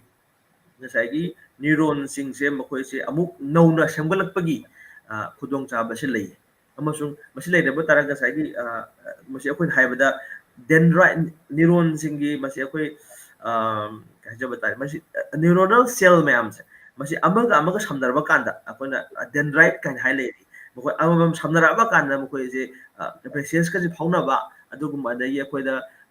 ꯃꯦꯃꯣꯔꯤꯒꯁꯦ ꯍꯦꯟꯒꯠꯂꯛꯄ, ꯑꯃꯁꯨꯡ ꯄ꯭ꯔꯣꯕ꯭ꯂꯦꯝ ꯁꯣꯜꯚꯤꯡ, ꯑꯩꯈꯣꯏ ꯑꯦꯞꯇꯤꯆꯨꯠꯀꯁꯦ ꯋꯥꯡꯈꯠꯂꯛꯄ, ꯑꯗꯨꯒꯨꯝꯕ ꯃꯁꯤꯒꯤ ꯃꯇꯦꯡ ꯌꯥꯝꯅ ꯆꯥꯎꯅ ꯄꯤꯕꯅꯦ ꯃꯁꯤ ꯑꯩꯈꯣꯏ BDNF ꯍꯥꯏꯕ ꯂꯩꯕ ꯇꯥꯔꯒꯗꯤ꯫ ꯑꯃꯁꯨꯡ ꯃꯁꯤ ꯔꯤꯁꯔꯁ ꯇꯧꯔꯕ ꯃꯇꯨꯡꯗ ꯀꯃꯥꯏꯅ ꯊꯦꯡꯅꯔꯦ? ꯀꯅꯥꯒꯨꯝꯕ ꯍꯛꯆꯥꯡꯁꯤꯗ BDNFꯁꯦ ꯋꯥꯠꯂꯕ, ꯑꯗꯨ ꯑꯣꯏꯇꯥꯔꯒꯗꯤ ꯃꯤꯑꯣꯏꯁꯦ ꯍꯥꯏꯔꯤꯕ ꯃꯤꯁꯛꯁꯦ ꯃꯉꯣꯟꯗ ꯗꯤꯄ꯭ꯔꯦꯁꯟꯒꯤ ꯆꯥꯡ ꯋꯥꯡꯒꯜꯂꯤ꯫ ꯑꯃꯁꯨꯡ ꯃꯁꯤ BDNFꯁꯤꯅ ꯆꯥꯡ ꯋꯥꯡꯉꯕ ꯇꯥꯔꯒꯗꯤ ꯉꯁꯥꯏꯒꯤ ꯗꯤꯄ꯭ꯔꯦꯁꯟꯒꯁꯦ ꯌꯥꯝ ꯊꯨꯅ ꯍꯟꯊꯔꯛꯄ꯫ ꯑꯗꯨꯅ ꯍꯥꯏꯔꯤꯕ ꯃꯁꯤꯒꯤ ꯍꯣꯔꯃꯣꯟ ꯍꯥꯏꯕ ꯇꯥꯔꯦ, ꯃꯁꯤ ꯑꯩꯈꯣꯏꯅ ꯅ꯭ꯌꯨꯔꯣꯇ꯭ꯔꯣꯐꯤꯛ ꯐꯦꯛꯇꯔ ꯍꯥꯏ, ꯅ꯭ꯌꯨꯔꯣꯟꯁꯤꯡ ꯃꯁꯥ ꯀꯟꯍꯟꯕ, ꯑꯁꯤꯒꯨꯝꯕ ꯃꯁꯤ ꯍꯣꯔꯃꯣꯟꯁꯦ ꯀꯔꯝ ꯍꯥꯏꯅ ꯑꯩꯈꯣꯏꯗ ꯐꯪꯕ ꯌꯥꯏ ꯍꯥꯏ? ꯀꯩꯗꯧꯔꯒꯗꯤ ꯃꯁꯤ ꯍꯦꯟꯒꯠꯂꯛꯏ ꯍꯥꯏꯗꯅ? ꯑꯗꯨꯗꯩ ꯌꯥꯝ ꯐꯖꯅ ꯍꯥꯏꯕꯤꯕꯁꯦ, ꯃꯁꯤꯒꯤꯗꯃꯛꯇ ꯃꯈꯣꯏ ꯄꯤꯕꯁꯦ ꯀꯩ ꯍꯥꯏꯔꯦ? ꯃꯇꯝ ꯅꯥꯏꯅ, ꯍꯥꯏꯕꯗꯤ ꯏꯟꯇꯔꯃꯤꯇꯦꯟ ꯐꯥꯁꯇꯤꯡ ꯇꯧꯕꯁꯦ, ꯑꯩꯈꯣꯏꯅ ꯍꯧꯖꯤꯛ ꯏꯟꯇꯔꯃꯤꯇꯦꯟ ꯐꯥꯁꯇꯤꯡꯁꯦ ꯀꯩ ꯍꯥꯏ? ꯄꯨꯡ 15 ꯅꯠꯇ꯭ꯔꯒ ꯄꯨꯡ 13 ꯀꯨꯝꯕꯁꯦ ꯀꯥꯟꯅꯔꯒ ꯆꯥꯕꯅ ꯍꯥꯏ꯫ ꯑꯗꯨ ꯅꯠꯇ꯭ꯔꯒꯅ ꯌꯥꯝꯗ꯭ꯔꯕꯗ ꯊꯥ ꯑꯃꯗ ꯑꯅꯤꯔꯛ, ꯍꯥꯏꯕꯗꯤ every 15 days ꯗ ꯑꯩꯈꯣꯏ ꯆꯤꯟꯖꯥꯛꯁꯦ ꯍꯥꯟꯅ ꯆꯥꯔꯝꯕ ꯃꯌꯥꯝꯁꯦ ꯃꯁꯤ ꯍꯣꯡꯗꯣꯛꯑꯒ ꯌꯥꯝ ꯆꯝꯅ ꯆꯥꯕꯤꯕ, ꯎꯍꯩ ꯋꯥꯍꯩꯒꯨꯝꯕ ꯁꯤ ꯑꯣꯏꯅ ꯆꯥꯔꯒ ꯂꯩꯕꯤꯕꯒ ꯍꯥꯏꯕꯁꯦ, ꯃꯁꯤꯁꯨ ꯗꯣꯛꯇꯔꯁꯤꯡꯅ ꯍꯥꯏꯔꯕ ꯋꯥꯐꯝꯁꯤꯡꯅꯤ꯫ ꯃꯗꯨ ꯑꯣꯏꯔꯒꯗꯤ ꯑꯇꯩ ꯑꯃꯅ ꯀꯩꯗꯧꯔꯤ? ꯑꯩꯈꯣꯏꯅ ꯊꯕꯛ ꯊꯅꯥ ꯇꯧꯕꯁꯤꯗ ꯅꯨꯡꯇꯤꯒꯤ ꯌꯥꯝ ꯔꯤꯒꯨꯂꯔ ꯑꯣꯏꯅ, ꯃꯇꯝ ꯆꯥꯡ ꯅꯥꯏꯅ ꯑꯩꯈꯣꯏ ꯊꯕꯛ ꯈꯔ, ꯁ꯭ꯄꯦꯁꯤꯐꯤꯛ ꯊꯕꯛꯈꯔ ꯇꯧꯕꯁꯦ, ꯑꯗꯨꯒ ꯃꯁꯤ ꯑꯌꯨꯛ ꯉꯟꯇꯥ ꯍꯧꯒꯠꯂꯒ ꯑꯩꯈꯣꯏꯅ ꯑꯦꯛꯁꯔꯁꯥꯏꯁ ꯇꯧꯕ, ꯑꯃꯗꯤ ꯂꯝꯖꯦꯟ ꯆꯦꯟꯕꯅꯆꯤꯡꯕ, ꯑꯁꯤꯒꯨꯝꯕꯁꯤꯡꯁꯤꯅꯁꯨ ꯍꯥꯏꯔꯤꯕ ꯃꯁꯤꯒꯤ BDNFꯁꯤ ꯃꯁꯤꯒꯤ ꯆꯥꯡꯁꯦ ꯋꯥꯡꯈꯠꯍꯜꯂꯤ꯫ ꯑꯗꯨꯗꯤ ꯁ꯭ꯄꯤꯔꯤꯆꯨꯋꯦꯂꯤꯇꯤꯗ ꯑꯃꯨꯛ ꯌꯦꯡꯉꯛꯑꯁꯦ ꯑꯩꯈꯣꯏꯅ ꯃꯁꯤ conscious activity खरा तौबा मयामना mindful meditation गा हाइनाबसे conscious activity खरा तौबा हाइ मसी केन हाइबदा तौरिबा थबक सकोना blindly अखोइना इचम चम सुम तौर सखिबा नतबा खुदमना हाइनाबदा अखोइ वाइ तैबा हाइरसी युमदा सुमांग थेलोंग नत्रगा इमुंग मनुंग वाइ तैबा खोपसिदा अहल लमना थाइदि कै हाइरि वाइ तैबसे इमाना अखोइ तंबिरकपदा अखोइ इमुंगदा अखोइ नुपि याउक्ति नुपि याउदबनेना इमागे थबक अखोइ मते नु पांगबा कोन फेंगे अत्रगा इमुंग वाइ तैरे इंसांग सोइरे असी मैम से कदबी वाइ तैबा कांसिदा वाइ तैरेगदि मदु कोरो कोहेलु अदगी करि मचीना हंगा त होइदे हाइ अदि मदु कोहन दोइनी हाय तरप कांदुदा अइंगोंद मदु I am conscious about it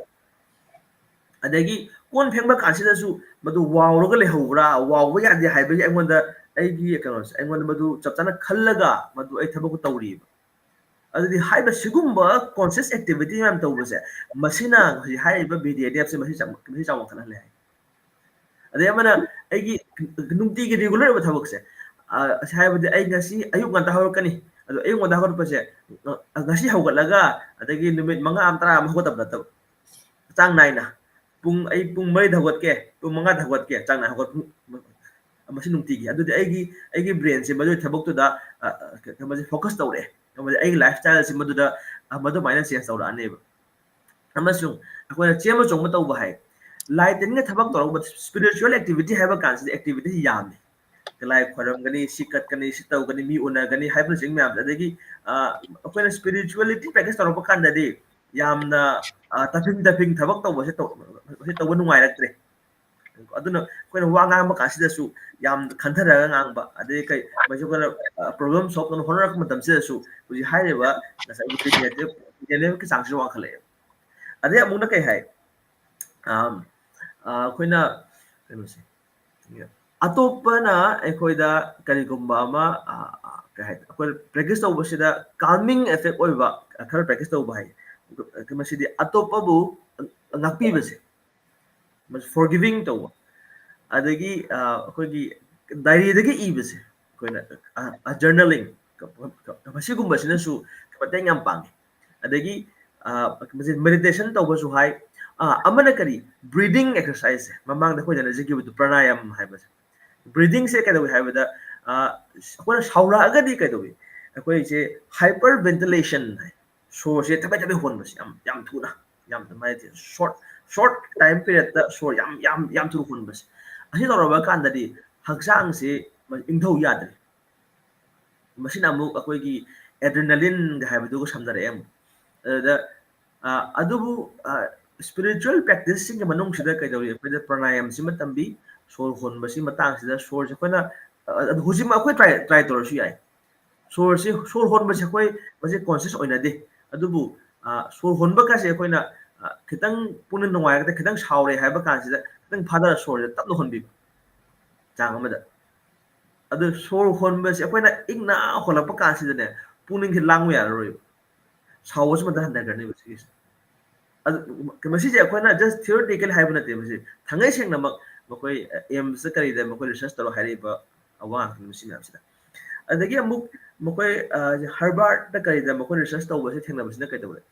spirituality any religion हाइरसे कोई religion की मतंग कोई पंजद्रे अदुबा असि कुमा करी कुंबा religious practice अमा मसि practice तौरिबा कांबुसिंग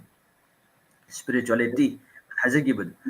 spirituality हाइबा कांसिदे कोइ से पुंसिगी पर्पस करिनो का हाइबसिदा कोइ ईश्वरगी महाक मरि लेना मसि पुंसिगी पांदम थिजबा मसि हाइबन सिंगबसिंग मसि माइना practice तौरिबा कांबुसिंग सिदा कोइ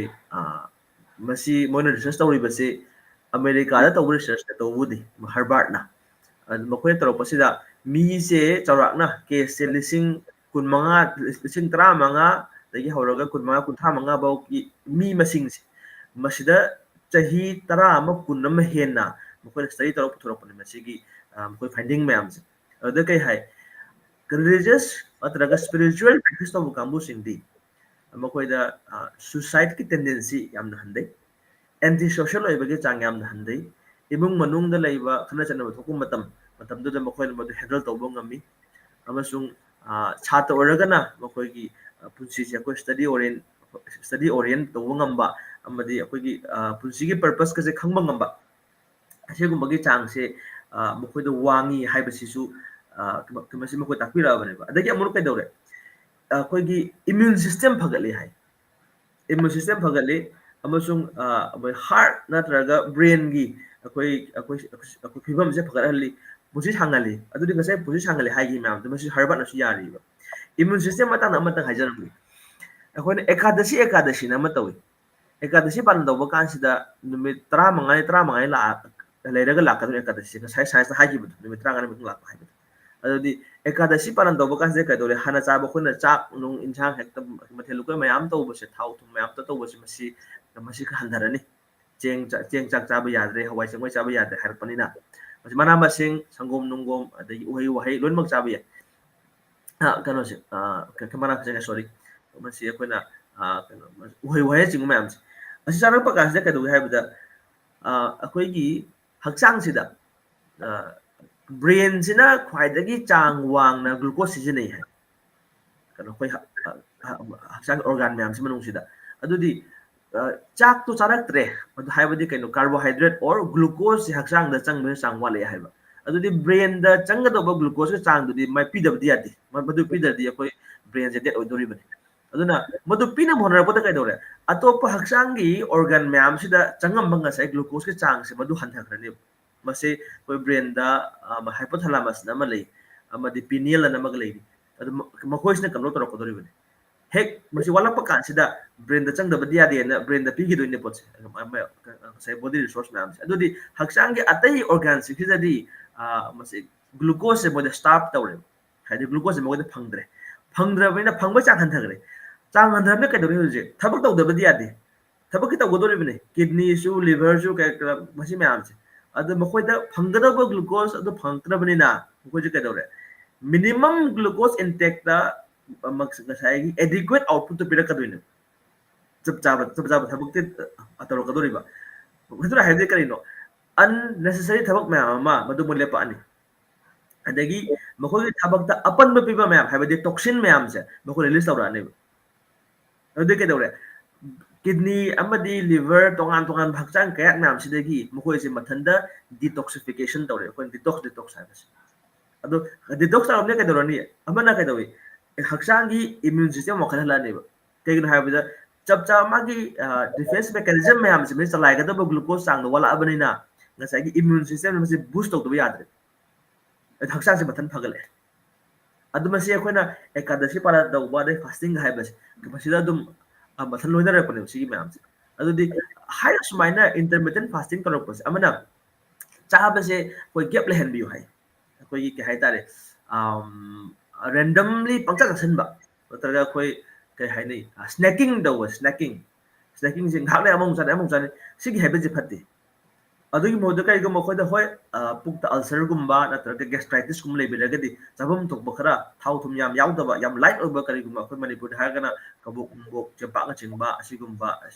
ꯆꯥꯕꯤꯕ ꯌꯥꯏ ꯑꯗꯨꯕꯨ ꯆꯥꯔꯛꯄ ꯀꯥꯟꯁꯤꯗ ꯀꯩꯗꯧꯔꯦ ꯑꯩꯈꯣꯏꯅ ꯈꯖꯤꯛ ꯈꯖꯤꯛ ꯁꯨꯝ ꯆꯥꯕ ꯍꯩꯅꯕꯤ ꯂꯩꯔꯒꯗꯤ ꯑꯩꯈꯣꯏ ꯍꯛꯆꯥꯡꯁꯤꯗ ꯉꯁꯥꯏꯒꯤ ꯃꯥꯒꯤ ꯀꯩꯅꯣꯁꯦ ꯗꯥꯏꯖꯦꯁꯟ ꯑꯗꯒꯤ ꯆꯥꯕꯒ ꯗꯥꯏꯖꯦꯁ ꯇꯧꯕ ꯃꯔꯛꯁꯤꯗ ꯃꯥꯒꯤ ꯒꯦꯞ ꯈꯔ ꯊꯝꯕꯤꯒꯗꯧꯕꯅꯦꯕ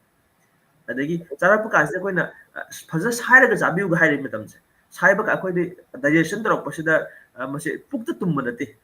ꯊꯥꯡꯉꯩ ꯁꯦꯡꯕ ꯇꯨꯝꯃꯤꯕꯁꯤꯗ ꯇꯣꯉꯥꯟ ꯇꯣꯉꯥꯟꯕ ꯑꯦꯟꯖꯥꯏꯝ ꯃꯌꯥꯝ ꯌꯥꯎꯔꯛꯀꯗꯧꯔꯤꯕ ꯑꯗꯨ ꯆꯤꯟꯗ ꯁꯥꯏꯕ ꯀꯥꯟꯁꯤꯗ ꯑꯗꯒꯤ ꯑꯩꯈꯣꯏꯒꯤ ꯂꯤꯚꯔꯗꯒꯤ ꯊꯣꯛꯂꯛꯄ ꯄꯣꯠ ꯃꯌꯥꯝ ꯑꯃ ꯄꯦꯟꯀ꯭ꯔꯤꯌꯁꯗꯒꯤ ꯊꯣꯛꯂꯛꯄ ꯉꯁꯥꯏꯒꯤ ꯏꯟꯖꯥꯏꯝ ꯃꯌꯥꯝ ꯑꯃ ꯃꯁꯤ ꯃꯌꯥꯝꯁꯦ ꯄꯨꯜꯂꯒ ꯇꯧꯔꯛꯀꯗꯧꯔꯤꯕꯅꯤ ꯑꯗꯨꯗꯤ ꯍꯥꯏꯔꯤꯕ ꯑꯣꯔꯒꯥꯟꯁꯤꯡꯁꯤ ꯐꯍꯟꯗꯕ ꯌꯥꯗꯕ ꯑꯗꯨ ꯃꯁꯤ ꯐꯍꯜꯂꯛꯄꯒꯁꯤ ꯀꯩꯗꯧꯔꯦ ꯆꯥꯕ ꯀꯥꯟꯁꯤꯗ ꯃꯥꯒꯤ ꯒꯦꯞ ꯊꯝꯕꯁꯦ ꯃꯁꯤ ꯃꯇꯦꯡ ꯌꯥꯝ ꯑꯣꯏꯔꯤ ꯑꯗꯨꯅ ꯁ꯭ꯄꯤꯔꯤꯆꯨꯋꯦꯜ ꯄ꯭ꯔꯦꯛꯇꯤꯁ ꯇꯧꯔꯛꯄ ꯀꯥꯟꯗꯗꯤ ꯀꯩꯗꯧꯔꯦ ꯑꯌꯨꯛ ꯉꯟꯇꯥ ꯍꯧꯒꯠꯂꯅꯤ ꯉꯟꯇꯥ ꯏꯔꯨꯖꯔꯒꯅꯤ ꯑꯌꯨꯛ ꯉꯟꯇꯥꯗ ꯏꯁꯤꯡ ꯉꯁꯥꯏ ꯑꯃ ꯍꯥꯏꯖꯈꯤꯕꯗꯣ ꯑꯌꯤꯡꯕꯅ ꯏꯔꯨꯖꯕꯁꯤꯅꯁꯨ ꯍꯧꯖꯤꯛ ꯍꯥꯏꯔꯤꯕ ꯏꯃ꯭ꯌꯨꯟ ꯁꯤꯁꯇꯦꯝ ꯋꯥꯡꯈꯠꯂꯛꯀꯗꯧꯔꯤꯕꯅꯤ ꯑꯗꯩ ꯑꯃꯒꯁꯨ ꯑꯩꯈꯣꯏ ꯉꯁꯥꯏꯒꯤ ꯕ꯭ꯔꯦꯟꯗ BDNF ꯍꯥꯏꯕꯗꯣ ꯃꯗꯨꯒꯤ ꯆꯥꯡꯁꯨ ꯋꯥꯡꯈꯠꯍꯜꯂꯦꯕ ꯁꯤꯁꯤꯅ ꯑꯗꯨꯗꯤ ꯑꯩꯈꯣꯏꯒꯤ ꯍꯧꯖꯤꯛ ꯃꯍꯥꯛꯅ ꯆꯥꯔꯛꯄꯁꯦ ꯑꯌꯨꯛ ꯉꯟꯇꯥꯗ ꯂꯥꯏ ꯇꯤꯟ ꯈꯣꯏꯔꯝꯕꯒꯤ ꯊꯕꯛ ꯇꯧꯔꯅꯤ ꯂꯥꯏ ꯀꯠꯄꯒꯤ ꯊꯕꯛ ꯇꯧꯔꯛꯑꯅꯤ ꯃꯗꯨ ꯃꯌꯥꯝ ꯂꯣꯏꯗ꯭ꯔꯤꯉꯩꯗꯤ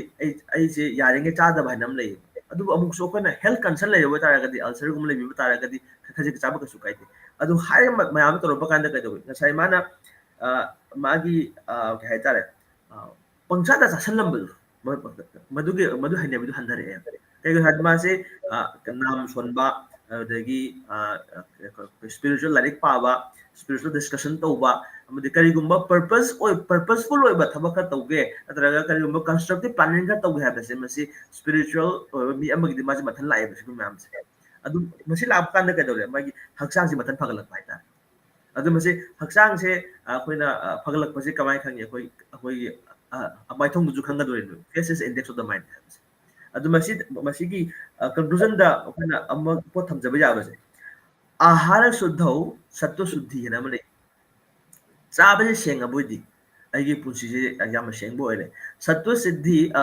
शुद्धि ध्रुव स्मृति ꯑꯩꯒꯤ ꯄꯨꯟꯁꯤꯁꯤꯅ ꯌꯥꯝ ꯂꯨꯕ ꯁꯦꯡꯕ ꯄꯨꯟꯁꯤ ꯑꯃ ꯍꯤꯡꯉꯕ ꯑꯣꯏꯇꯥꯔꯒꯗꯤ ꯑꯩꯒꯤ ꯃꯦꯃꯣꯔꯤ ꯏꯟꯇꯦꯂꯤꯖꯦꯟꯁ ꯃꯁꯤ ꯋꯥꯡꯈꯠꯂꯦ ꯍꯥꯏꯕ ꯁꯃृꯇꯤ ꯂꯝꯕꯦ ꯁꯔꯕ ꯒ꯭ꯔꯟꯊꯤꯅꯥꯝ ꯕꯦꯄ꯭ꯔꯃꯣꯛꯁꯥ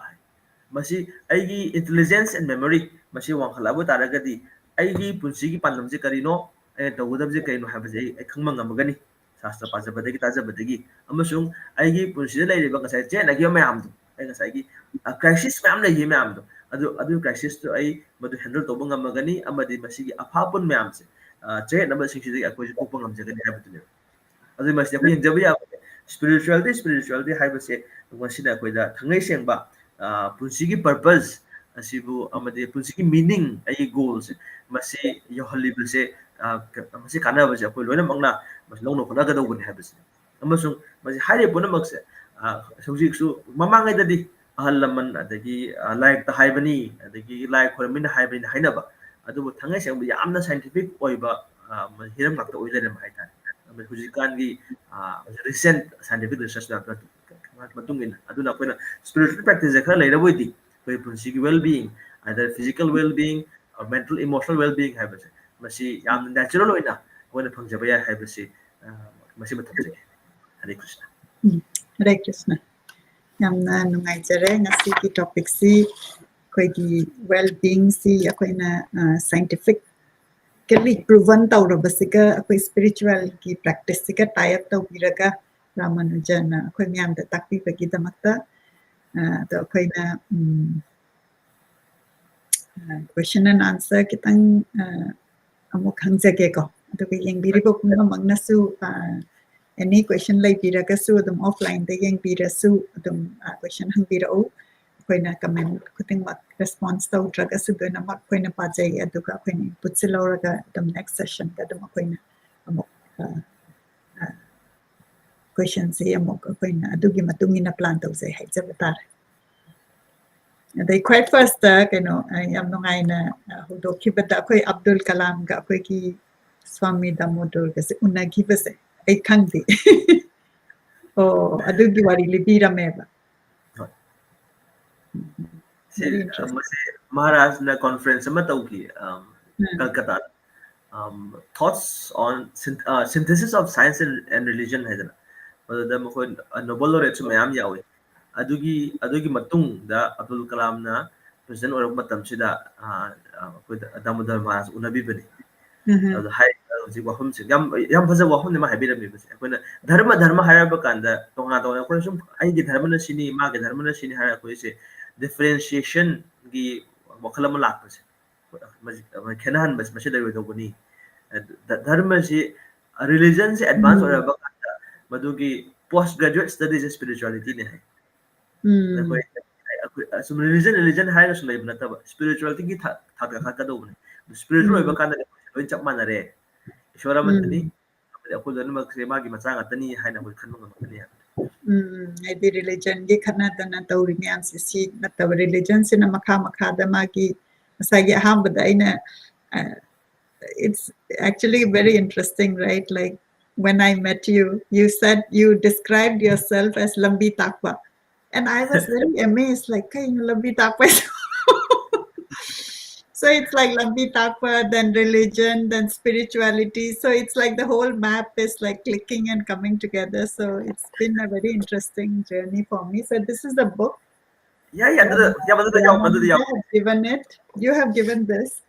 And I'm looking forward to covering about this and dedicating, one of the episode, which will be not the next one, next to next aduna sigi lyric si yamna kano yamna siba lyric ama oirame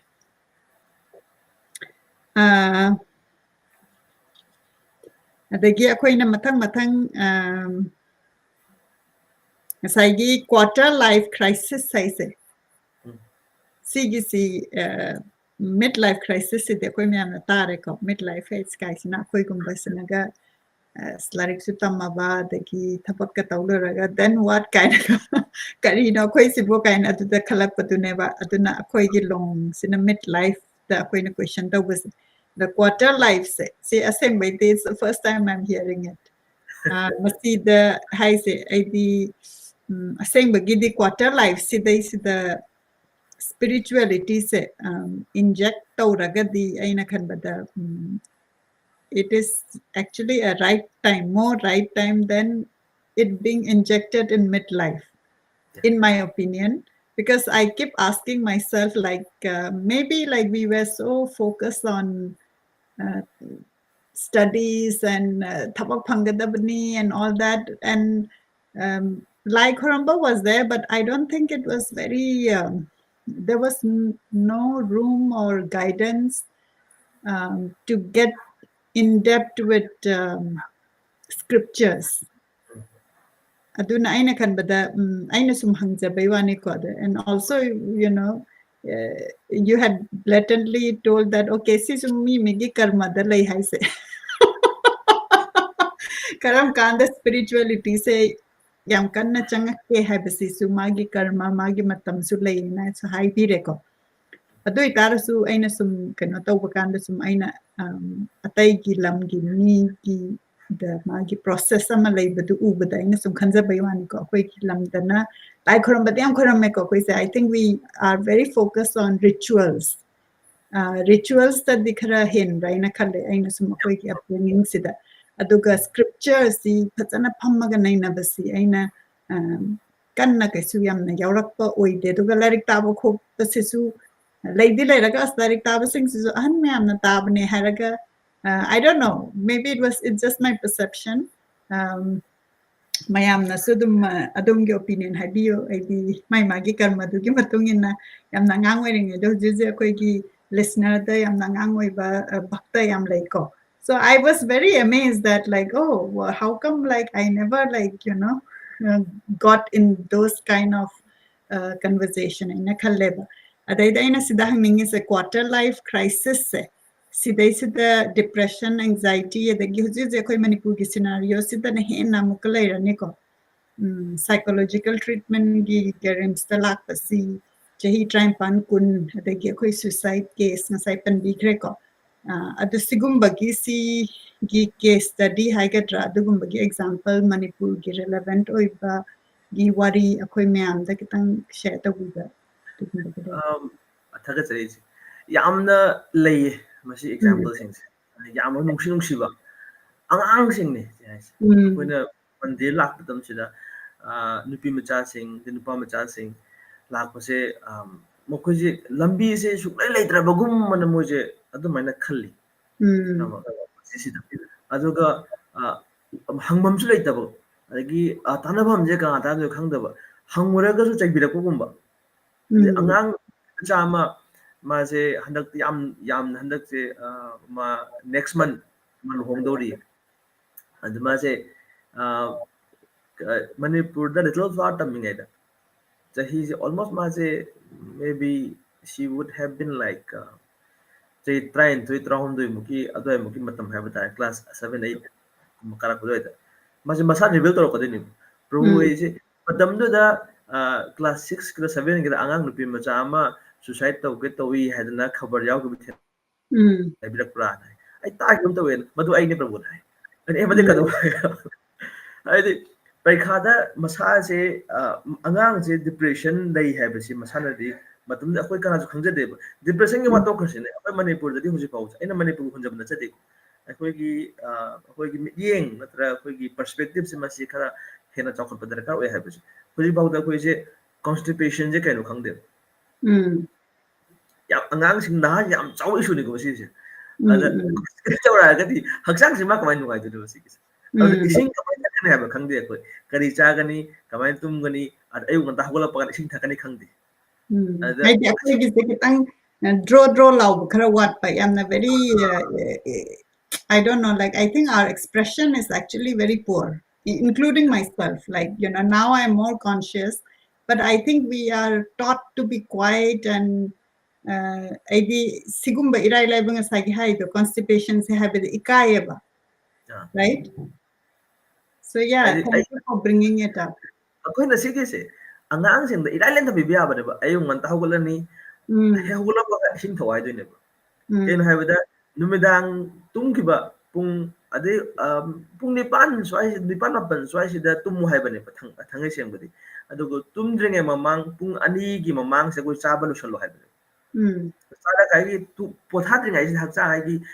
proper ꯗꯥꯏꯖꯦꯁꯟꯁꯨ ꯈꯔ ꯂꯩꯈ꯭ꯔꯦ ꯑꯗꯨꯒ ꯑꯩꯁꯦ ꯄꯣꯊꯥꯈꯤꯕ ꯀꯥꯟꯁꯤꯗ ꯅꯣꯡꯉꯥꯜꯂꯛꯑꯀꯥꯟꯗ ꯑꯩ ꯍꯛꯆꯥꯡꯁꯦ ꯄꯨꯔꯥ fit ꯂꯩꯔꯝꯃꯅꯦꯕ ꯆꯥꯒꯤ ꯄꯣꯠꯁꯦ ꯍꯛꯆꯥꯡꯗꯒꯤ ꯂꯧꯊꯣꯛꯇꯕ ꯌꯥꯗꯦ ꯍꯥꯏꯕꯁꯦ ꯑꯩꯈꯣꯏ ꯇꯝꯕꯤꯗꯦꯕ ꯑꯗ ꯑꯩꯈꯣꯏ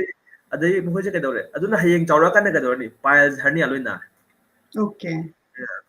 ꯑꯗꯨ ꯃꯁꯤ ꯀꯅꯥꯅ ꯍꯥꯏꯗꯣꯏꯅꯣ ꯑꯗꯨ ꯍꯧꯖꯤꯛ ꯀꯩꯗꯧꯏ ꯑꯩ ꯄꯥꯏꯜꯁ ꯅꯥꯔꯦ ꯍꯔꯅꯤꯌꯥ ꯅꯥꯔꯦ ꯍꯥꯏꯕꯁꯦ ꯃꯁꯤ ꯍꯥꯏꯕ ꯏꯀꯥꯏꯅꯩ ꯑꯗꯨꯗ ꯃꯈꯣꯏꯁꯦ ꯑꯌꯨꯛ ꯑꯩꯈꯣꯏꯅ ꯑꯃꯨꯛ ꯈꯟꯖꯒꯗꯧꯕꯁꯦ ꯍꯣꯜ ꯅꯥꯏꯠ ꯅꯨꯃꯤꯗꯥꯡꯁꯦ ꯑꯩꯈꯣꯏ ꯇꯨꯝꯃꯨꯗꯣꯔꯤꯕꯅꯤ ꯍꯛꯆꯥꯡꯁꯤꯗꯗꯤ ꯑꯩꯈꯣꯏ every half an hour or every hour ꯑꯩꯈꯣꯏ ꯏꯁꯤꯡ ꯊꯛꯀꯗꯧꯅꯦꯕ ꯖꯁ ꯃꯥꯒꯤ ꯍꯛꯆꯥꯡꯁꯦ ꯑꯩꯈꯣꯏꯒꯤ ꯐ꯭ꯂꯨꯏꯗꯁꯤ ꯌꯥꯎ ꯂꯩꯒꯗꯧꯅꯦꯕ ꯍꯛꯆꯥꯡꯁꯤꯗ ꯑꯩꯒꯤ ꯑꯣꯔꯒꯥꯟ ꯃꯌꯥꯝꯁꯦ ꯃꯈꯣꯏ ꯁꯦꯜꯁꯦ 70% ꯋꯥꯇꯔꯅꯦꯕ ꯑꯗꯨ ꯃꯁꯤ ꯏꯁꯤꯡꯁꯤ ꯌꯥꯎꯗ꯭ꯔꯗꯤ ꯀꯃꯥꯏꯅ ꯃꯥ ꯊꯕꯛ ꯇꯧꯔꯛꯇꯣꯏꯅꯣꯕ ꯑꯗꯨ ꯏꯁꯤꯡꯁꯤ ꯌꯥꯝ ꯀꯨꯡꯁꯤꯜꯂꯛꯑꯅꯦꯕ ꯏꯁꯨ ꯀꯨꯡꯁꯤꯜꯂꯛꯑꯅꯤ ꯐ꯭ꯂꯨꯏꯗꯁꯨ ꯀꯨꯡꯁꯤꯜꯂꯛꯑꯅꯤ ꯍꯥꯏꯗꯤ ꯃꯥꯁꯦ ꯃꯣꯔ ꯀꯣꯟꯁꯦꯟꯇ꯭ꯔꯦꯇꯦꯗ ꯑꯣꯏꯔꯛꯑꯅꯤ ꯏꯁꯤꯡ ꯌꯥꯎꯗ꯭ꯔꯕꯅꯤꯅ ꯑꯗꯩꯗꯤ ꯀꯩꯗꯧꯔꯦ ꯂꯤꯚꯔꯗ ꯐꯤꯜꯇꯔ ꯉꯁꯥꯏꯒꯤ ꯀꯤꯗꯅꯤꯗ ꯐꯤꯜꯇꯔ ꯇꯧꯕ ꯉꯝꯃꯔꯣꯏ ꯕ꯭ꯂꯗꯁꯦ ꯑꯗꯨꯗꯤ ꯃꯥꯒꯤ ꯇꯣꯛꯁꯤꯟ ꯃꯌꯥꯝꯁꯦ ꯍꯛꯆꯥꯡꯗ ꯁꯨꯝ ꯂꯩꯍꯧꯔꯅꯦꯕ ꯕ꯭ꯂꯗꯁꯤꯗ ꯑꯗꯒꯤ ꯅꯣꯡꯉꯥꯜꯂꯛꯑꯕ ꯀꯥꯟꯁꯤꯗ ꯃꯗꯨꯗ ꯀꯩꯗꯧꯏ ꯍꯦꯛ ꯅꯣꯡꯉꯥꯜꯂꯛꯄꯒ ꯍꯛꯆꯥꯡꯁꯦ ꯃꯁꯤ ꯏꯁꯤꯡꯁꯦ ꯗꯔꯀꯥꯔ ꯂꯩꯔꯕꯅꯤꯅ ꯐꯥꯔꯁ ꯇꯧꯒꯗꯕ ꯊꯕꯛꯁꯦ ꯂꯨꯛ ꯋꯥꯔꯝ ꯋꯥꯇꯔ ꯂꯨꯝꯕꯨ ꯁꯥꯕ ꯏꯁꯤꯡꯁꯦ ꯃꯁꯤ ꯒ꯭ꯂꯥꯁ ꯊꯛꯄꯤꯔꯣꯕ ꯊꯛꯑꯒꯗꯤ ꯀꯩꯗꯧꯔꯦ ꯍꯛꯆꯥꯡꯁꯦ ꯃꯥꯅ ꯄꯨꯔꯥ ꯋꯥꯁ ꯇꯧꯈ꯭ꯔꯅꯦꯕ ꯑꯗꯒꯤ ꯃꯊꯟꯇ ꯑꯩꯒꯤ ꯍꯛꯆꯥꯡꯁꯦ ꯑꯩꯒꯤ ꯕꯥꯎꯜ ꯃꯨꯞꯃꯦꯟ ꯐꯔꯛꯑꯅꯤ ꯈꯣꯡ ꯍꯥꯝꯕ ꯈꯣꯠꯄ ꯅꯨꯡꯉꯥꯏꯔꯅꯤ ꯑꯗꯨ ꯑꯣꯏꯔꯒꯗꯤ ꯑꯩꯒꯤ ꯀꯩꯅꯣꯁꯦ ꯍꯛꯆꯥꯡꯁꯦ ꯐꯖꯅ ꯃꯥꯁꯦ ꯑꯃ ꯃꯦꯟꯇꯦꯟ ꯇꯧꯕ ꯌꯥꯔꯅꯤ ꯍꯥꯏꯕ ꯁꯤꯒꯨꯝꯕ ꯃꯁꯤꯅ ꯑꯃꯨꯛ ꯀꯩꯗꯧꯔꯦ ꯑꯩꯒꯤ ꯕꯥꯎꯜ ꯃꯨꯞꯃꯦꯟ ꯆꯥꯡ ꯅꯥꯏꯅ ꯂꯩꯇ꯭ꯔꯕ ꯑꯗꯨ then it also adds on to ꯉꯁꯥꯏꯒꯤ ꯑꯩ hypertension anxiety ꯃꯌꯥꯝ It very simple. All related haibanida. But okay, coming back to that, so what about that girl? ꯑꯗ ꯃꯥꯅ ꯀꯩꯗꯧꯕꯒꯤꯅꯣ ꯍꯥꯏꯕ ꯀꯥꯟꯗ ꯗꯤꯄ꯭ꯔꯦꯁꯟ ꯂꯩꯔꯦ ꯃꯁꯥꯁꯦ ꯍꯥꯏꯗꯤ ꯌꯨꯝꯗ ꯃꯃꯥ ꯃꯄꯥ ꯈꯠꯅ ꯆꯩꯅꯕ ꯊꯣꯛꯄ ꯇꯧꯕ ꯑꯗꯒꯤ ꯑꯍꯜ ꯂꯃꯟꯁꯤꯅ ꯍꯤꯗꯥꯛ ꯊꯛꯆꯜꯂꯒ ꯑꯗꯒꯤ ꯑꯉꯥꯡꯁꯤꯡ ꯐꯨꯕ ꯆꯩꯕ ꯇꯧꯕ ꯑꯗꯨꯗ ꯃꯥꯅ ꯃꯥꯒꯤ ꯃꯅꯥꯎꯁꯤꯡꯁꯦ ꯃꯥꯅ ꯑꯍꯟꯅꯦꯕ ꯃꯅꯥꯎꯁꯤꯡꯁꯦ ꯃꯥꯅ ꯕꯕꯥꯅ ꯐꯨꯕꯤꯈꯤ ꯇꯥꯔꯦꯅ ꯀꯟꯅꯕ ꯍꯣꯠꯅꯕ ꯃꯥ ꯍꯥꯏꯗꯤ ꯑꯉꯥꯡꯁꯤꯡꯗꯣ ꯐꯨꯗꯅ ꯃꯥꯅ ꯇꯧꯕ ꯀꯥꯟꯁꯤꯗ ꯃꯥꯁꯦ ꯃꯈꯨꯠ ꯇꯦꯛꯑꯦꯕ ꯇꯦꯛꯑꯁꯨ ꯍꯥꯏꯕꯁꯨ ꯉꯝꯗ꯭ꯔꯕ ꯑꯁꯨꯃꯥꯏꯅ ꯇꯧꯔꯒ ꯃꯌꯥꯝ ꯏꯁꯨ ꯂꯩꯈꯤꯕꯁꯤꯅ ꯀꯩꯗꯧꯔꯦ ꯃꯥꯁꯦ ꯇꯞ ꯇꯞꯅ ꯁꯨꯝ withdrawal symptoms ꯂꯥꯛꯈ꯭ꯔꯦ ꯍꯥꯏꯔꯅꯤ ꯁꯣꯝꯗ ꯍꯥꯏꯔꯁꯨ ꯌꯥꯗ ꯁꯣꯝꯗ ꯍꯥꯏꯔꯁꯨ ꯌꯥꯗ ꯑꯗꯒꯤ ꯌꯨꯝꯒꯤ ꯃꯄꯥꯟ ꯊꯣꯛꯑꯁꯨ ꯌꯥꯗ ꯑꯉꯥꯡ ꯃꯆꯥ ꯑꯣꯏꯕꯅꯤꯅ ꯑꯗꯨꯗꯒꯤ ꯃꯥꯁꯦ ꯀꯩꯗꯧꯔꯦ ꯂꯥꯏꯔꯤꯛ ꯄꯥꯕꯁꯤ ꯉꯝꯗ꯭ꯔꯦ ꯂꯥꯏꯔꯤꯛ ꯄꯥꯕꯁꯤ ꯉꯝꯗ꯭ꯔꯦ ꯄꯩꯈꯥ ꯂꯥꯛꯀꯗꯧꯔꯦ ꯑꯗꯣ ꯃꯥꯁꯤ ꯂꯥꯏꯔꯤꯛꯇꯣ ꯄꯥꯗ꯭ꯔꯦ ꯄꯩꯈꯥꯁꯦ ꯐꯦꯜ ꯑꯣꯏꯔꯦꯅ ꯆꯤꯡꯅꯔꯦ ꯑꯃꯨꯛꯁꯨ ꯌꯦꯡꯕꯤꯌꯨ ꯑꯣꯖꯥ ꯑꯗꯒꯤ ꯑꯍꯜ ꯂꯃꯟꯁꯤꯡꯅꯁꯨ ꯄꯩꯈꯥ ꯄꯥꯁ ꯇꯧꯗ꯭ꯔꯒꯗꯤ ꯌꯨ ꯑꯥꯔ ꯌꯨꯁꯂꯦꯁ ꯍꯥꯏꯕꯒꯤ ꯑꯃ ꯂꯩꯕ ꯅꯃꯥꯟꯅꯕ ꯊꯥ ꯀꯥꯈ꯭ꯔꯦ ꯅꯪꯅ ꯃꯤ ꯑꯣꯏꯗꯅ ꯅꯪ ꯀꯔꯤ ꯆꯥꯅꯤꯡ ꯍꯥꯏꯕꯅꯆꯤꯡꯕꯁꯤꯡꯁꯦ ꯃꯤꯅ ꯊꯥ ꯀꯥꯖꯈꯤꯁꯅꯨ ꯀꯣ ꯅꯪꯅ ꯊꯥꯗꯣ ꯀꯥꯗ꯭ꯔꯕꯁꯨ ꯑꯃꯕꯨ ꯑꯣꯏꯔꯕꯁꯨ ꯄꯩꯈꯥꯁꯦ ꯐꯦꯜ ꯑꯣꯏꯔꯕꯁꯨ ꯅꯪꯁꯦ ꯑꯩꯒꯤ ꯏꯆꯥꯅꯤꯀꯣ ꯑꯩꯒꯤ ꯏꯆꯥ ꯑꯣꯏꯅ ꯑꯗꯨꯝ ꯂꯩꯗꯣꯏꯅꯤ ꯃꯃꯥꯅꯅꯦ ꯅꯪ ꯀꯔꯤꯝ ꯊꯥꯗꯣꯛꯑꯣꯏ ꯍꯥꯏꯕꯁꯦ ꯃꯁꯤ ꯍꯥꯏꯕꯁꯤ ꯑꯩꯈꯣꯏꯗ ꯃꯁꯤ ꯉꯝꯅꯗꯦꯕ ꯀꯩꯅꯣ ꯍꯥꯏꯕꯗ ꯑꯉꯥꯡꯁꯤꯡꯁꯦ ꯃꯈꯣꯏꯁꯦ ꯀꯩ ꯑꯩꯒꯤ ꯑꯦꯛꯁꯄꯥꯟꯁꯟ ꯍꯥꯏꯅ ꯈꯜꯂꯤ ꯍꯥꯏꯗꯤ ꯑꯩꯒꯤ ꯑꯦꯛꯁꯄꯥꯟꯁꯟ ꯍꯥꯏꯕꯗꯤ ꯑꯩꯈꯣꯏꯁꯦ ꯀꯩ ꯍꯥꯏꯒꯅꯤ ꯑꯩꯗꯤ ꯐꯪꯍꯧꯗꯦ ꯑꯗꯨꯅ ꯅꯪꯗꯤ ꯐꯪꯗꯕ ꯌꯥꯗꯦ but the child is a different person than me ꯍꯥꯏꯕꯁꯦ ꯑꯩ ꯅꯠꯇꯦ ꯍꯥꯏꯕ ꯑꯉꯥꯡꯗꯣ ꯃꯥꯁꯨ ꯃꯥꯒꯤ ꯇꯣꯉꯥꯟꯕ ꯏꯟꯗꯤꯕꯤꯖꯨꯋꯦꯜꯅꯤ ꯃꯥꯒꯤ ꯇꯣꯉꯥꯟꯕ ꯂꯥꯏꯛ ꯗꯤꯁꯂꯥꯏꯛ ꯂꯩꯔꯝꯒꯅꯤ ꯃꯥꯒꯤ ꯇꯣꯉꯥꯟꯕ ꯍꯩꯅꯕꯤ ꯂꯩ ꯂꯣꯏꯅꯃꯛ ꯃꯁꯤ ꯂꯣꯏ ꯇꯣꯉꯥꯟꯗꯣꯔꯤꯅꯦꯕ identical twin ꯐꯥꯎꯕ personality ꯃꯥꯟꯅꯗꯦ ꯍꯥꯏꯕ ꯑꯉꯥꯡꯁꯤꯗ ꯅꯪ ꯗꯥꯛꯇꯔ ꯑꯣꯏꯒꯗꯕꯅꯤ ꯏꯟꯖꯤꯅꯤꯌꯔ ꯑꯣꯏꯒꯗꯕꯅꯤ ꯍꯥꯏꯅ ꯅꯝꯐꯨꯗ ꯄꯤꯁꯤꯜꯂꯅꯤ ꯃꯗꯩꯗꯤ ꯀꯣꯆꯤꯡ ꯊꯥꯔꯅꯤ ꯑꯃ ꯇꯧꯔꯅꯤ ꯍꯧꯖꯤꯛ ꯃꯇꯝꯒꯤ ꯃꯥꯏ ꯀ꯭ꯔꯦꯖ ꯃꯌꯥꯝꯁꯤꯗ ꯑꯗꯨꯗꯒꯤ ꯍꯥꯏꯗꯤ ꯁꯦꯠꯄ ꯆꯥꯕꯁꯤꯁꯨ ꯃꯌꯥꯝ ꯇꯧꯅꯩ ꯁꯦꯠꯀꯗꯕꯅꯤ ꯆꯥꯕꯁꯨ ꯃꯌꯥꯝ ꯇꯧꯅꯩ ꯆꯥꯒꯗꯕꯅꯤ ꯅꯪ ꯃꯤꯃꯥꯟꯅ ꯍꯧꯔꯣꯏꯅꯦ ꯍꯥꯏ ꯑꯗ ꯃꯤꯃꯥꯟꯅꯕꯁꯦ ꯀꯩꯅꯣ ꯍꯥꯏꯕ ꯈꯪꯖꯗꯦꯕ ꯑꯩꯈꯣꯏꯁꯨ ꯃꯌꯥꯝꯅ ꯂꯥꯡꯉꯤꯕ ꯈꯣꯠꯂꯤꯕ ꯃꯅꯤꯄꯨꯔꯗ ꯑꯃꯁꯨ ꯂꯩꯔꯤꯕ ꯊꯥꯕꯜ ꯆꯣꯡ ꯆꯠꯇ꯭ꯔꯒꯗꯤ ꯃꯤꯃꯥꯟꯅꯗ꯭ꯔꯦ ꯆꯥꯕ ꯊꯛꯄꯗꯁꯨ ꯑꯗꯨꯗꯤ ꯑꯩꯈꯣꯏꯒꯤ ꯀꯣꯟꯁꯦꯞꯁꯦ ꯃꯃꯥ ꯃꯄꯥꯁꯤꯡꯗꯁꯨ ꯃꯁꯤ ꯈꯪꯖꯗꯕ ꯑꯗꯨ ꯑꯉꯥꯡ ꯑꯗꯨ ꯀꯩꯗꯧꯔꯤ ꯉꯁꯥꯏ ꯃꯃꯥꯗ ꯍꯥꯏꯔꯦꯕ ꯑꯩ ꯄꯩꯈꯥꯁꯦ ꯉꯝꯃꯔꯣꯏ ꯊꯥꯕ ꯉꯝꯃꯔꯣꯏ ꯑꯗꯨꯃꯥꯏꯅ ꯍꯥꯏꯕ ꯍꯧꯔꯛꯄ ꯀꯥꯟꯁꯤꯗ ꯏꯕꯦꯝꯃ ꯀꯩꯗꯧꯔꯦ ꯈꯣꯠꯂꯦꯅ ꯍꯪꯕꯁꯤ ꯃꯣꯏꯁꯨ ꯍꯪꯍꯧꯗ꯭ꯔꯕ ꯀꯩꯅ ꯍꯥꯏꯔꯨꯔꯦ ꯅꯪ ꯄꯩꯈꯥꯗꯣ ꯄꯥꯁ ꯇꯧꯕ ꯉꯝꯗ꯭ꯔꯒꯗꯤ ꯁꯤꯖꯈ꯭ꯔꯣꯅ ꯍꯥꯏꯔꯕ ꯑꯉꯥꯡ ꯃꯆꯥꯗꯨꯅ ꯀꯩꯗꯧꯔꯦ ꯃꯥꯅ ꯁꯤꯖꯈ꯭ꯔꯣ ꯍꯥꯏꯕꯗꯤ ꯁꯤꯔꯣ ꯍꯥꯏꯕ ꯅꯠꯇꯦꯕ ꯅꯪ ꯀꯟꯅ ꯍꯣꯠꯅꯔꯣ ꯍꯥꯏꯕꯅꯦꯕ ꯑꯗꯣ ꯀꯟꯅ ꯍꯣꯠꯅꯔꯣ ꯍꯥꯏꯕꯁꯦ ꯑꯩꯈꯣꯏꯅ ꯋꯥꯔꯗꯤꯡꯁꯦ ꯏꯕꯦꯝꯃ ꯀꯩꯁꯨ ꯀꯥꯏꯗꯦ ꯅꯪ ꯑꯉꯝꯕ ꯍꯣꯠꯅꯔꯣ ꯑꯗꯣ ꯃꯃꯥꯁꯨ ꯃꯇꯦꯡ ꯄꯥꯡꯒꯦꯀꯣ ꯍꯥꯏꯔꯒꯗꯤ ꯄꯣꯠꯇꯣ ꯌꯥꯝꯅ ꯑꯦꯁ ꯇꯧꯕ ꯌꯥꯈ꯭ꯔꯦꯕ ꯑꯗꯨ ꯀꯩꯗꯧꯔꯦ ꯁꯤꯖꯈ꯭ꯔꯣ ꯍꯥꯏꯔꯕꯅꯤꯅ ꯑꯣ ꯑꯩꯁꯦ ꯄꯩꯈꯥ ꯄꯥꯁ ꯇꯧꯗ꯭ꯔꯒꯗꯤ ꯑꯣꯜꯇꯔꯅꯦꯇꯤꯞꯁꯦ ꯑꯩ ꯁꯤꯈꯤꯕ ꯇꯥꯕꯅꯤꯅ ꯈꯜꯂꯦꯕ ꯑꯉꯥꯡꯁꯤꯅ ꯍꯥꯏꯗꯤ ꯃꯥꯅ ꯌꯥꯝ ꯌꯪ ꯑꯣꯏꯔꯤꯕꯅꯤꯅ ꯑꯗꯨꯗ ꯀ꯭ꯂꯥꯁ 6, 7 ꯃꯁꯤꯒꯤ ꯋꯥꯁꯦ 30, 40, 50 ꯁꯨꯔꯕꯅꯦꯕ ꯑꯩꯈꯣꯏꯅ ꯍꯥꯏꯕꯁꯦ ꯃꯁꯤ ꯂꯤꯇꯔꯦꯔꯤ ꯂꯧꯒꯗꯧꯔꯤꯕ꯭ꯔꯥ ꯅꯠꯇ꯭ꯔꯒ ꯃꯁꯤ ꯀꯔꯤ ꯍꯥꯏꯅꯣ ꯃꯁꯤ ꯐꯥꯎꯕ ꯈꯪꯗꯕꯁꯨ ꯍꯧꯖꯤꯛꯐꯥꯎ ꯂꯩꯌꯦꯕ ꯃꯤꯁꯦ ꯑꯍꯜ ꯑꯣꯏꯔ ꯐꯥꯎꯕꯗꯗꯤ ꯑꯗꯒꯤ ꯑꯃꯅ ꯉꯁꯥꯏꯒꯤ ꯃꯤꯗꯨꯒꯤ ꯃꯦꯟꯇꯦꯜ ꯁ꯭ꯇꯦꯠꯁꯦ ꯌꯥꯝꯅ ꯂꯣ ꯑꯣꯏꯔꯀꯥꯟꯗ ꯃꯥꯒꯤ ꯍꯥꯏꯅꯤꯡꯕꯁꯤ ꯁ꯭ꯄꯦꯁ ꯂꯩꯇꯕꯗꯣ ꯑꯗꯨꯁꯤ ꯑꯩꯅ ꯌꯥꯝꯅ I think that is a very big crisis in Manipur particularly ꯍꯥꯏꯗꯤ ꯀꯅꯥꯅꯣꯝꯅ ꯃꯥꯒꯤ ꯋꯥꯈꯜ ꯑꯋꯥꯕ ꯑꯃ ꯀꯩꯅꯣꯝꯃ ꯍꯥꯏꯒꯦ ꯇꯧꯕꯗꯨꯗ ꯃꯥꯒꯤ ꯁ꯭ꯄꯦꯁꯇꯣ ꯂꯩꯇ꯭ꯔꯦꯕ ꯁꯣꯂꯨꯁꯟ ꯄꯤꯁꯟꯕꯒꯨꯝꯕ ꯅꯠꯇ꯭ꯔꯒ ꯑꯦꯗꯚꯥꯏꯁ ꯄꯤꯁꯟꯕꯒꯨꯝꯕ ꯑꯗꯒꯤ ꯑꯣ ꯅꯪ ꯋꯥꯔꯤꯗꯨꯗꯤ ꯀꯩꯁꯨ ꯅꯠꯇꯦ ꯊꯤꯔꯥꯏ ꯀꯣꯆꯥꯅꯤ ꯑꯩꯅ ꯋꯥꯔꯤꯁꯤꯅ ꯁꯤꯅꯤ ꯀꯥꯏꯅ ꯍꯥꯏꯕ ꯍꯥꯏꯗꯤ ꯑꯗꯨꯒꯤ ꯁ꯭ꯄꯦꯁꯇꯣ ꯂꯩꯇ꯭ꯔꯕꯅꯤꯅ ꯃꯤꯗꯨꯅ ꯃꯥꯒꯤ ꯃꯦꯟꯇꯦꯜ ꯁ꯭ꯇꯦꯠꯇꯨꯗꯤ ꯉꯁꯥꯏꯒꯤ ꯀꯩꯅꯣ ꯑꯣꯏꯔꯝꯅꯤꯅ ꯃꯥꯅ ꯑꯗꯨꯗ ꯀꯥꯝ ꯗꯥꯎꯟ ꯇꯧꯕ ꯅꯕ ꯃꯐꯝꯗꯨꯅꯦꯕ ꯉꯁꯥꯏꯒꯤ ꯔꯥꯃꯥꯅꯨꯖꯥꯅ ꯍꯥꯏꯔꯛꯏꯁꯦ ꯑꯗꯣ ꯁꯤꯗꯩꯁꯤꯗ ꯑꯩꯈꯣꯏ ꯌꯦꯡꯕꯤꯔꯤꯕ ꯏꯆꯥꯁꯤꯡ ꯍꯥꯏꯇꯥꯔꯦꯀꯣ ꯁꯤ ꯑꯩꯈꯣꯏꯒꯤ ꯀꯩꯅꯣ ꯐꯥꯏꯟꯗꯤꯡ ꯗ ꯚꯣꯏꯁ ꯂꯥꯏꯕ꯭ꯔꯦꯔꯤ ꯑꯣꯐ ꯃꯅꯤꯄꯨꯔꯅꯁꯨ ꯑꯩꯈꯣꯏꯁꯦ ꯍꯥꯟꯅꯗꯤ ꯋꯤꯛꯂꯤ ꯍꯣꯁ ꯇꯧꯔꯝꯕꯅꯦ ꯑꯗꯣ ꯃꯇꯝꯒꯤ ꯈꯤꯇꯪ ꯀꯩꯅꯣ ꯑꯣꯏꯕꯅ ꯑꯩꯈꯣꯏꯁꯦ once in a month ꯑꯩꯈꯣꯏꯅ ꯑꯗꯨꯝ ꯄ꯭ꯔꯥꯏꯚꯦꯠꯂꯤ ꯍꯣꯁ ꯇꯧꯋꯦ ꯁꯨꯃꯥꯏꯅ ꯁ꯭ꯄꯦꯁ ꯄꯤꯕꯁꯦ ꯑꯗꯨꯒ ꯁꯦꯐ ꯁ꯭ꯄꯦꯁ ꯍꯥꯏꯇꯥꯔꯦ ꯑꯩꯈꯣꯏ ꯀꯅꯥꯝꯇ ꯖꯠꯖ ꯇꯧꯕ ꯅꯠꯇꯕ ꯑꯩꯈꯣꯏꯅ ꯀꯩꯅꯣꯝꯃ ꯐꯦꯁ ꯇꯧꯕꯁꯤ ꯑꯩꯈꯣꯏꯅ share ꯇꯧꯔꯀꯥꯟꯗꯨꯗ maybe I need somebody's perspective maybe not maybe I just want to share it sigi space se Ramanuja hoina so the spirituality religion gi center oina leibanina mayam da sumaina dum kisu pb haibis tabada yam nungai aduna yengbiriba pumna magna sigumba situation da leiragadi you are not alone reach out to people haibisi maina kitang haining to Ramanuja na sudum Manipur da kai kai sigumba gi opening like habdo haidi angang singsi masagi yum da suppose sigi space se leitragadi sina en ne harakanda koina khanghaudana aina nungaitaba handaki matangda khara suicide case khara ugi adu akoina masi kamain tawizano kaina akoina like you feel guilty also like oh maybe you know I should have reached out akoi se mayam se yam chinna banina amana ama kari tawi sisu kaina tawna deba even sida akoi recently case amok lai nahane masi he must be in his 23, 24 mukine marks the almost similar issue like nung pa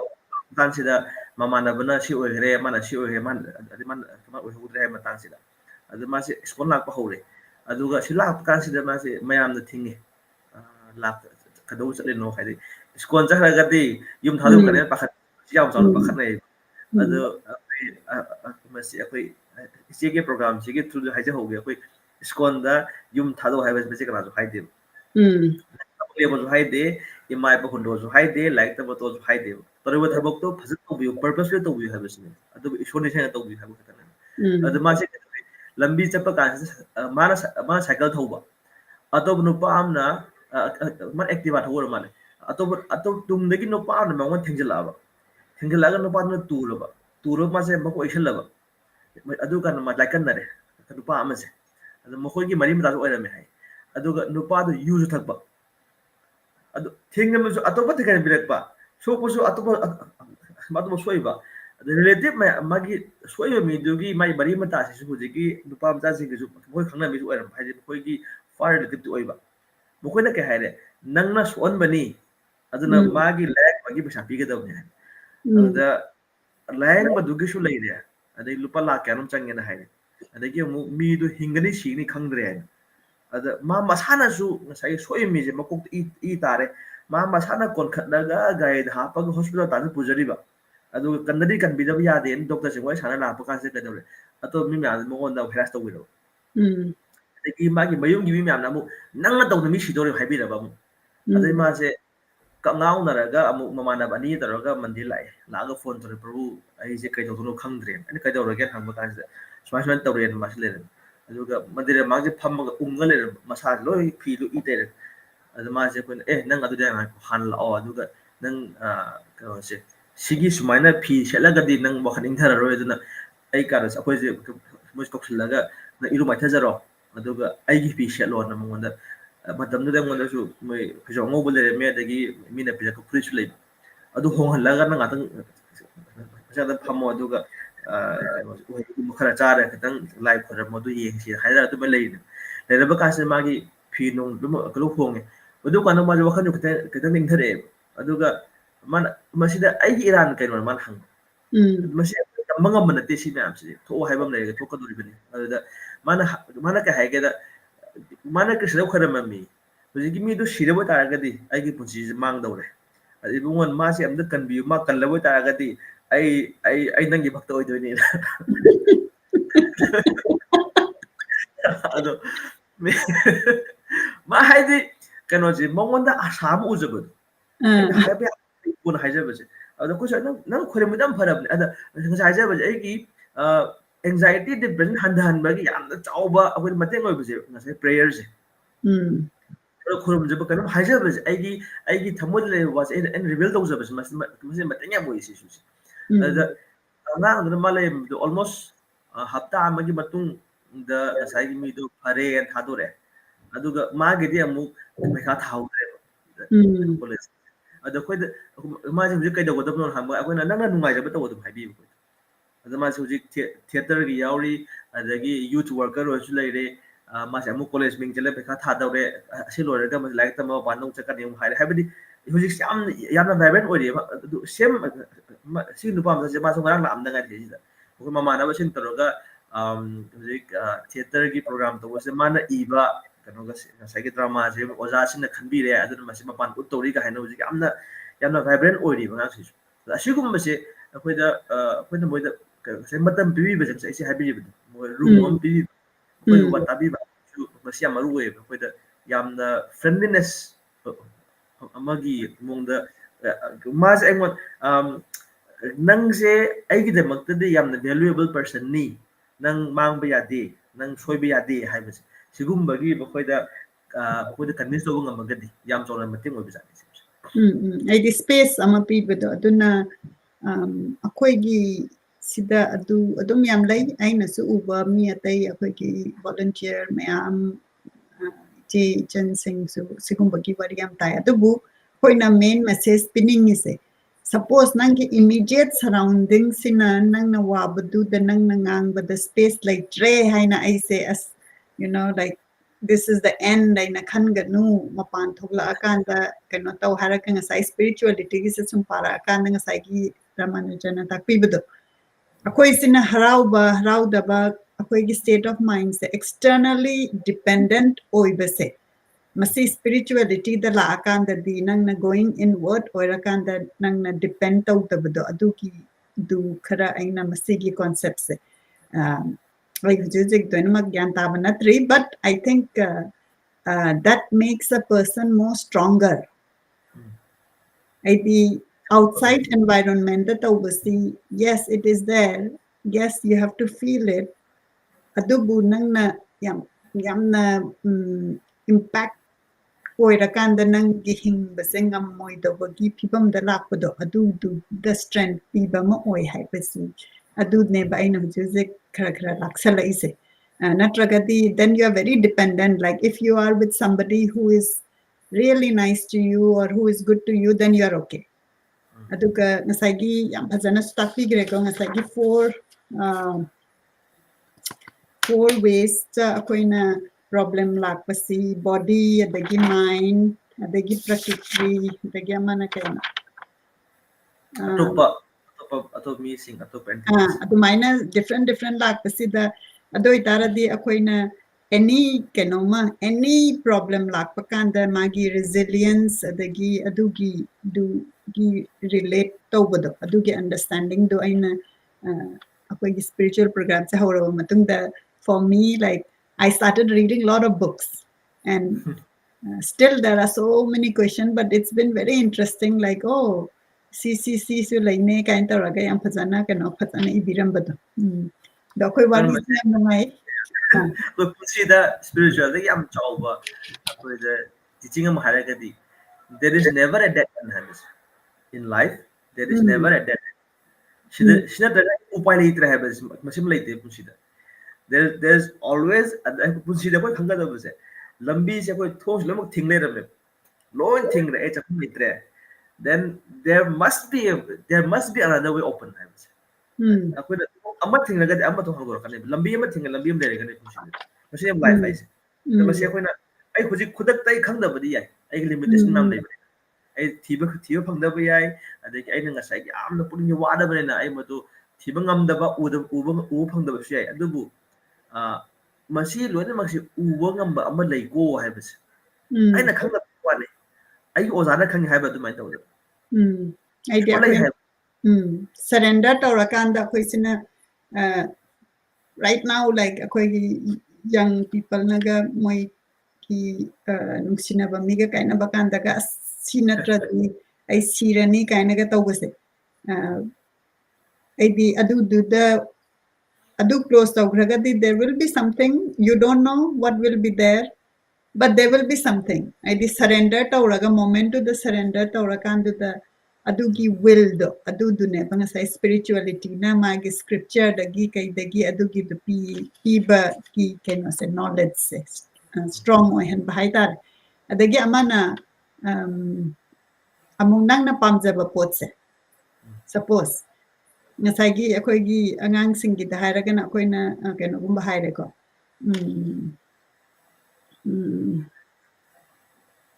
nangi tawning ba thabakta hairone suppose like nang isai sakning na hairo isai sakning bas suppose your family na no nang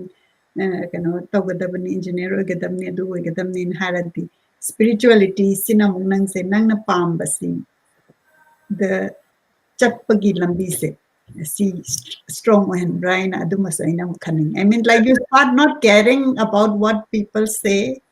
I mean, of course, like Nangi family, do nang convince but then you are strong. No, this is what I want to do, and this is my calling. Aduga, aduna, mana adu hai na nangonda hen kena tahu mayamgi yana bahai gadrako hen chatpa nangi khandra kanda aduna dinangonda nungai tabati oido ineba. Like suppose you are choosing a path but you really don't want to choose that path but you're doing it for your father or for your mother right ado itaradi kenodo idi Ramanuja nang sagi yamna young moina spirituality da changa ise si noigi baba ima dagi family na hambata di how doine ba but you were strong you believed in yourself you believed in what your calling is aduna in kan bata so matai gi mi sugeng bakanta sigi strengths adum like brain a khalle aduka ko na mana tawbadu da dum success oigragadi magi family aduka mayam da dum inba aduka in ragana dum that is what it is right वैसे मसी की same case है कोई मणिपुर दा national sports university नाम लाई NS मदद मुकोई science spirituality and sports ना programme सिन मुकोई ममांगी मैं previous vice chancellor अदा कोई दा वाक यो नाम कांसिदा ngang sing se all india ke jaga pu me lai mo ko se ada moi pam sam hang ai se sports tam se ai pam de ai na pam to pani ima baba na ai se tam da yaro he ta ban bani na ha adu me se kamai to tu ai se ai pe kha tha ju ngam dre ko le kamai to tu ke solution pe bi won ha ada khoi se ꯑꯩꯅ ꯂꯣꯏꯅꯃꯛ ꯈꯪꯉꯦ ꯍꯥꯏꯕ ꯅꯠꯇꯗꯣ ꯃꯗꯨ ꯋꯥ ꯅꯠꯆꯗꯦ ꯑꯗꯨꯕꯨ ꯑꯩꯈꯣꯏꯅ ꯍꯥꯏꯕꯁꯤꯗ ꯌꯥꯝ ꯂꯥꯏꯕ ꯁꯣꯂꯨꯁꯟ ꯑꯃ ꯂꯩꯌꯦꯅ ꯍꯥꯏꯕꯗꯤ ꯏꯃꯥ ꯕꯕꯥ ꯑꯁꯤꯁꯨ ꯑꯩꯒꯤꯗꯤ ꯋꯦꯜ ꯋꯤꯁꯔꯅꯦꯕ ꯃꯦꯕꯤ ꯃꯣꯏꯒꯤ ꯏꯟ ꯗ ꯑꯣꯟ ꯋꯦ ꯑꯗ ꯃꯣꯏꯁꯦ ꯐꯠꯇꯕ ꯅꯠꯇꯦ ꯑꯩꯒꯤ ꯃꯥꯡꯅꯕ ꯇꯧꯕ ꯅꯠꯇꯦ ꯑꯗꯨꯗꯤ ꯍꯧꯖꯤꯛ ꯑꯩꯅ ꯍꯧꯖꯤꯛ ꯄꯥꯝꯒꯦꯔꯥ ꯄꯥꯝꯃꯣꯏꯒꯦꯔꯥ ꯅꯥꯎ ꯑꯥꯏ ꯑꯦꯝ ꯍꯤꯌꯔ ꯑꯩ ꯃꯁꯤ ꯊꯥꯗꯣꯛꯑꯒ ꯑꯇꯣꯞꯄ ꯍꯧꯕ ꯇꯥꯔꯒꯗꯤ ꯑꯩꯅ ꯑꯁꯨꯛ ꯃꯇꯝ ꯆꯪꯅ ꯍꯣꯠꯅꯔꯛꯏꯕꯁꯦ ꯃꯁꯤ ꯑꯃꯨꯛꯀ ꯍꯟꯗꯧꯔꯦꯕ ꯑꯩꯉꯣꯟꯗ ꯃꯇꯝꯁꯨ ꯃꯥꯡꯗꯧꯔꯦꯕ ꯑꯗꯨꯕꯨ ꯃꯇꯝꯗꯤ ꯃꯥꯡꯍꯟꯗꯕꯤꯗ ꯃꯁꯤ ꯅꯪ ꯆꯍꯤ 2ꯗꯁꯨ ꯉꯥꯏꯔꯦ ꯑꯗꯨꯅ ꯃꯁꯤ ꯇꯝꯕꯩ ꯇꯝꯕ ꯇꯝꯊꯣꯛꯑꯒ ꯃꯗꯨꯒꯤ ꯃꯇꯨꯡꯗꯗꯤ ꯅꯪꯅ ꯑꯄꯥꯝꯕ ꯄ꯭ꯔꯣꯐꯦꯁꯟ ꯀꯔꯤ ꯀꯔꯥꯗꯣ ꯃꯗꯨ ꯈꯟꯕꯒꯤ you have plenty of time ꯑꯗꯨ ꯀꯥꯟ ꯃꯥꯁꯦ ꯀꯩ ꯍꯥꯏꯒꯦ ꯑꯣ ꯔꯦꯗꯤ ꯑꯗꯨꯗ ꯑꯩꯈꯣꯏꯅꯁꯨ ꯀꯩ ꯍꯥꯏꯕ ꯇꯥꯔꯦ ꯁ꯭ꯄꯤꯔꯤꯆꯨꯋꯦलिꯇꯤꯒꯤꯗ ꯌꯥꯝꯅ ꯐꯖꯕ ꯑꯃ ꯂꯩꯕꯁꯤꯅ ꯀꯃꯥꯏꯅ ꯇꯧꯒꯦ ꯍꯥꯏꯕꯗ ꯏꯁꯝ ꯁꯝꯅ ꯍꯥꯏꯖꯔꯒꯦ ꯑꯩꯈꯣꯏ ꯑꯩꯒꯤ ꯃꯦꯟꯇꯔ ꯍꯥꯏꯕ ꯇꯥꯔꯦ ꯃꯈꯣꯏꯁꯤꯅ ꯇꯥꯛꯄꯤꯔꯛꯄꯁꯤ ꯃꯣꯏ ꯃꯦꯟꯇꯔ ꯍꯥꯏꯕꯁꯤ ꯃꯤ ꯑꯃ ꯍꯦꯛꯇ ꯑꯣꯏꯕ ꯌꯥꯕ ꯅꯠꯇꯦ ꯑꯗꯨꯕꯨ ꯉꯁꯥꯏ ꯁ꯭ꯄꯤꯔꯤꯆꯨꯋꯦꯜ ꯃꯈꯣꯏ ꯀꯩꯅꯣ ꯃꯌꯥꯝꯁꯦ ꯑꯦꯟꯂꯥꯏꯇꯟ ꯄꯔꯁꯟꯁꯤꯡ ꯍꯥꯏꯖꯕ ꯇꯥꯔꯦ ꯃꯈꯣꯏꯗ ꯑꯩꯈꯣꯏꯅ ꯊꯥꯖꯔꯛꯄ ꯀꯥꯟꯁꯤꯗ ꯃꯈꯣꯏꯅ ꯇꯥꯛꯄꯤꯔꯛꯄꯁꯤꯡꯁꯤꯗ ꯑꯩꯈꯣꯏꯗ ꯌꯥꯝꯅ ꯑꯩꯈꯣꯏ ꯀꯩ ꯍꯥꯏꯇꯥꯔꯦ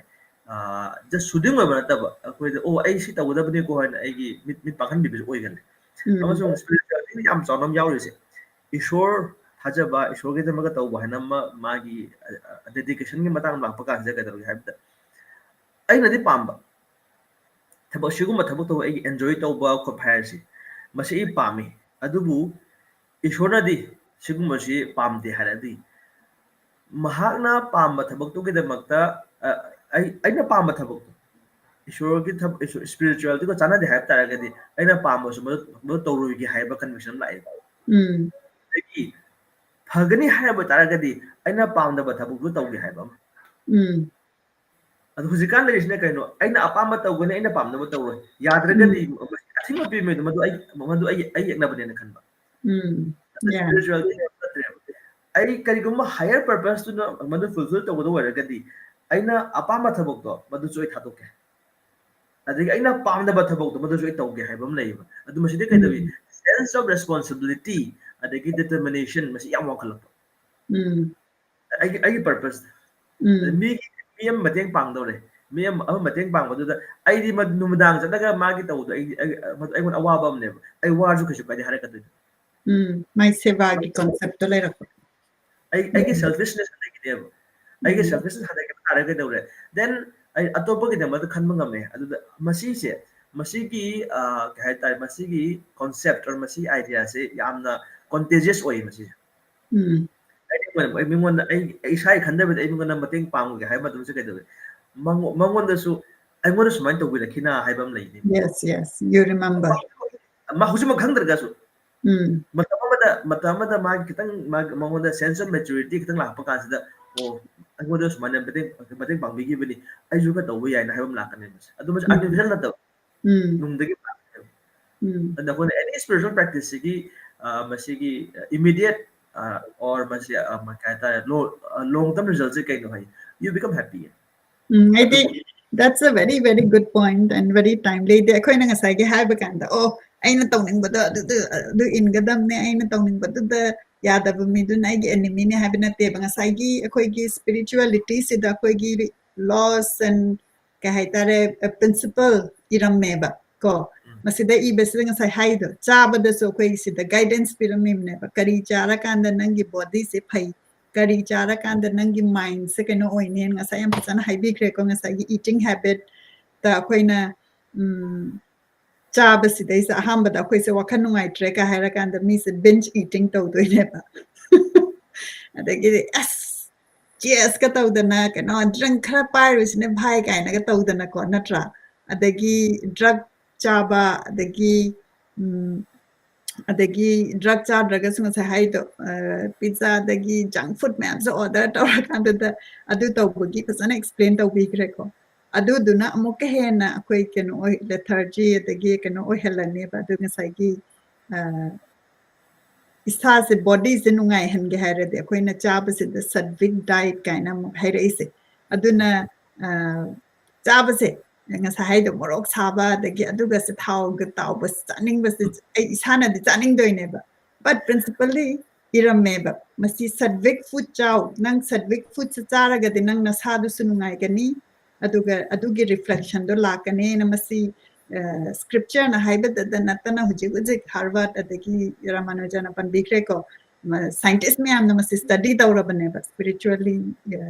masi maina cha ba mi siki kano na kamain ta wi ko di adagi nasai pan bikre ko nasagi serotonin kano adagi bacteria kamain ta wi adagi fasting adu gido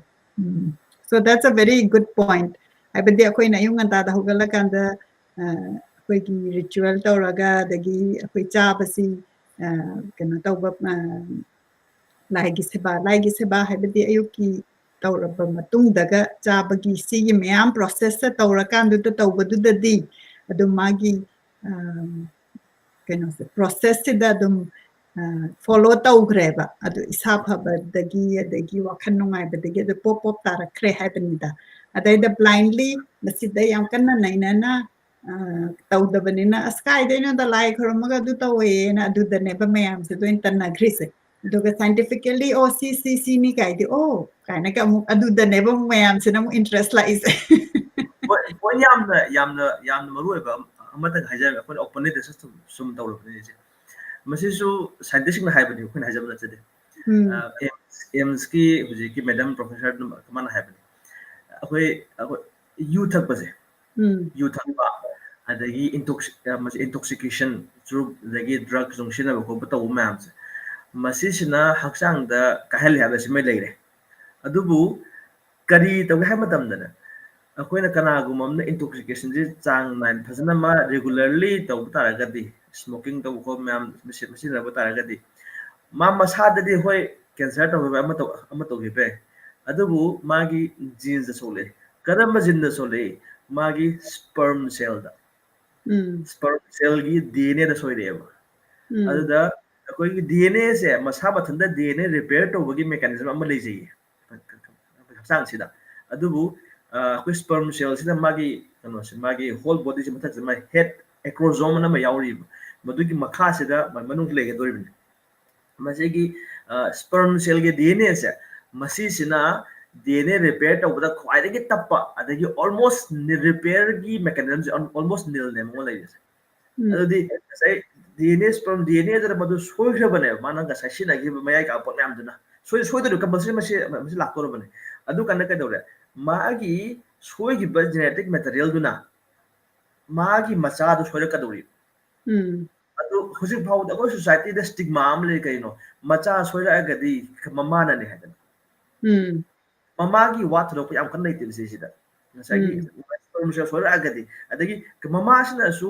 मिरोन नंबतम नत्रगे मिरोन द्रेगे ममांग the मागी mentality से मसीगी मखा ना माई consciousness ना अंगांग दुई consciousness माना गर्भदा मागी पुंग लेरबा काजदा अंगांग से फसन effect तव सिदा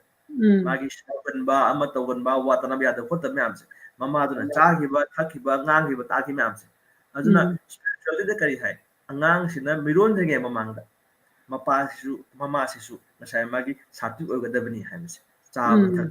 kara ngang sakko myamse yam kana khana chenna ko yade ko tai myamse adagi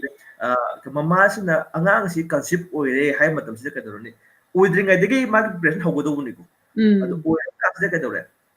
angang sina garbale raba kanda de garba pur haiba kasda di mama se khana nungai thambi wai adu ma khana nungai bidi kamai thamgadabno ramayan tagani krishna tagani and why nushi me ati bhagavan matangda adagi krishna ki naam songani aduna mokoi se asumai sum lai rapta angang se magi punung lai bakanda masigi vibration me am se malol molum changi ganeba I have 7 months of pregnancy da angang se mang da mai punung da ma fully conscious oire kare bahau ta mang me kare ngangi ke mama ge mokon na kare no ade mapa ge mokon na kare masin khang ngang sulu adi angang badudi mama mapa gi magi preparation sida adu ge makha pon magi macha se oire kaduri ne adi kya even magi garbada lai trengai da su akwai ai no zik sum scripture se sum adagi atai ma'am se tabata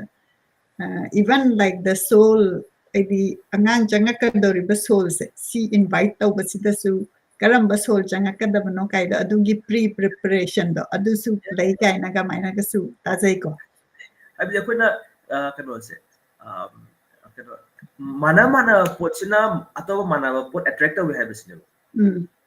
soul atma se sune magi consciousness ama lejari ne yamna yamna violent oiba atu mong lei ke mi se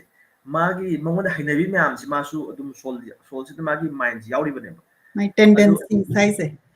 ya aduna mama pasina yamna sati oidragadi wakhalsi mot pa saw ko bataragadi maduguma soul attack tawi adagi mana yam sati ko na shena du leiba adagi isor sabna leibo taragadi maduguma soul attack tawi ba adu masiki dije kana gi masi mahadev ki didi ne mas lam mida lam mi thawa oh okay aduna ne mahadev na mungphom dai dise sigumba lam henba katukan tau mayam si makhoi su changje hom di pidda biya tabni na makhoi anung si bidana mahadev shanabi bane adun masi bhutana haisi aidi ngasai gi akhoi gi sigi sida iban ngasai gi aina sum khalam ngasai chabagi du hairakpa kanda akhoi na adu da haire ko kari charaga kari phani se khangya du bunang na chabadu da phatana charati karma do dum nang body du da su karma do dum uleba akhoi na karma isa ke sunate akhoi na tawje badu dum phangbagi wane ba duga akhoi na sigi life sida atai unexplainable oiba pot phangagadi akhoi na ngasai gi rebirth adagi past life kaina dugi samnarak akanda maina mo hainarakpagi mong neba oh adu amale je akhoi da hajagi budu hairiba masigi practice mayam se noi tawro taragadi aigi punsida soi ki basing asina aigi even aigi cellular level da cell da kaida masi asu se mayam dai haraga su masi amuk masi correct to ya habis change to ya habis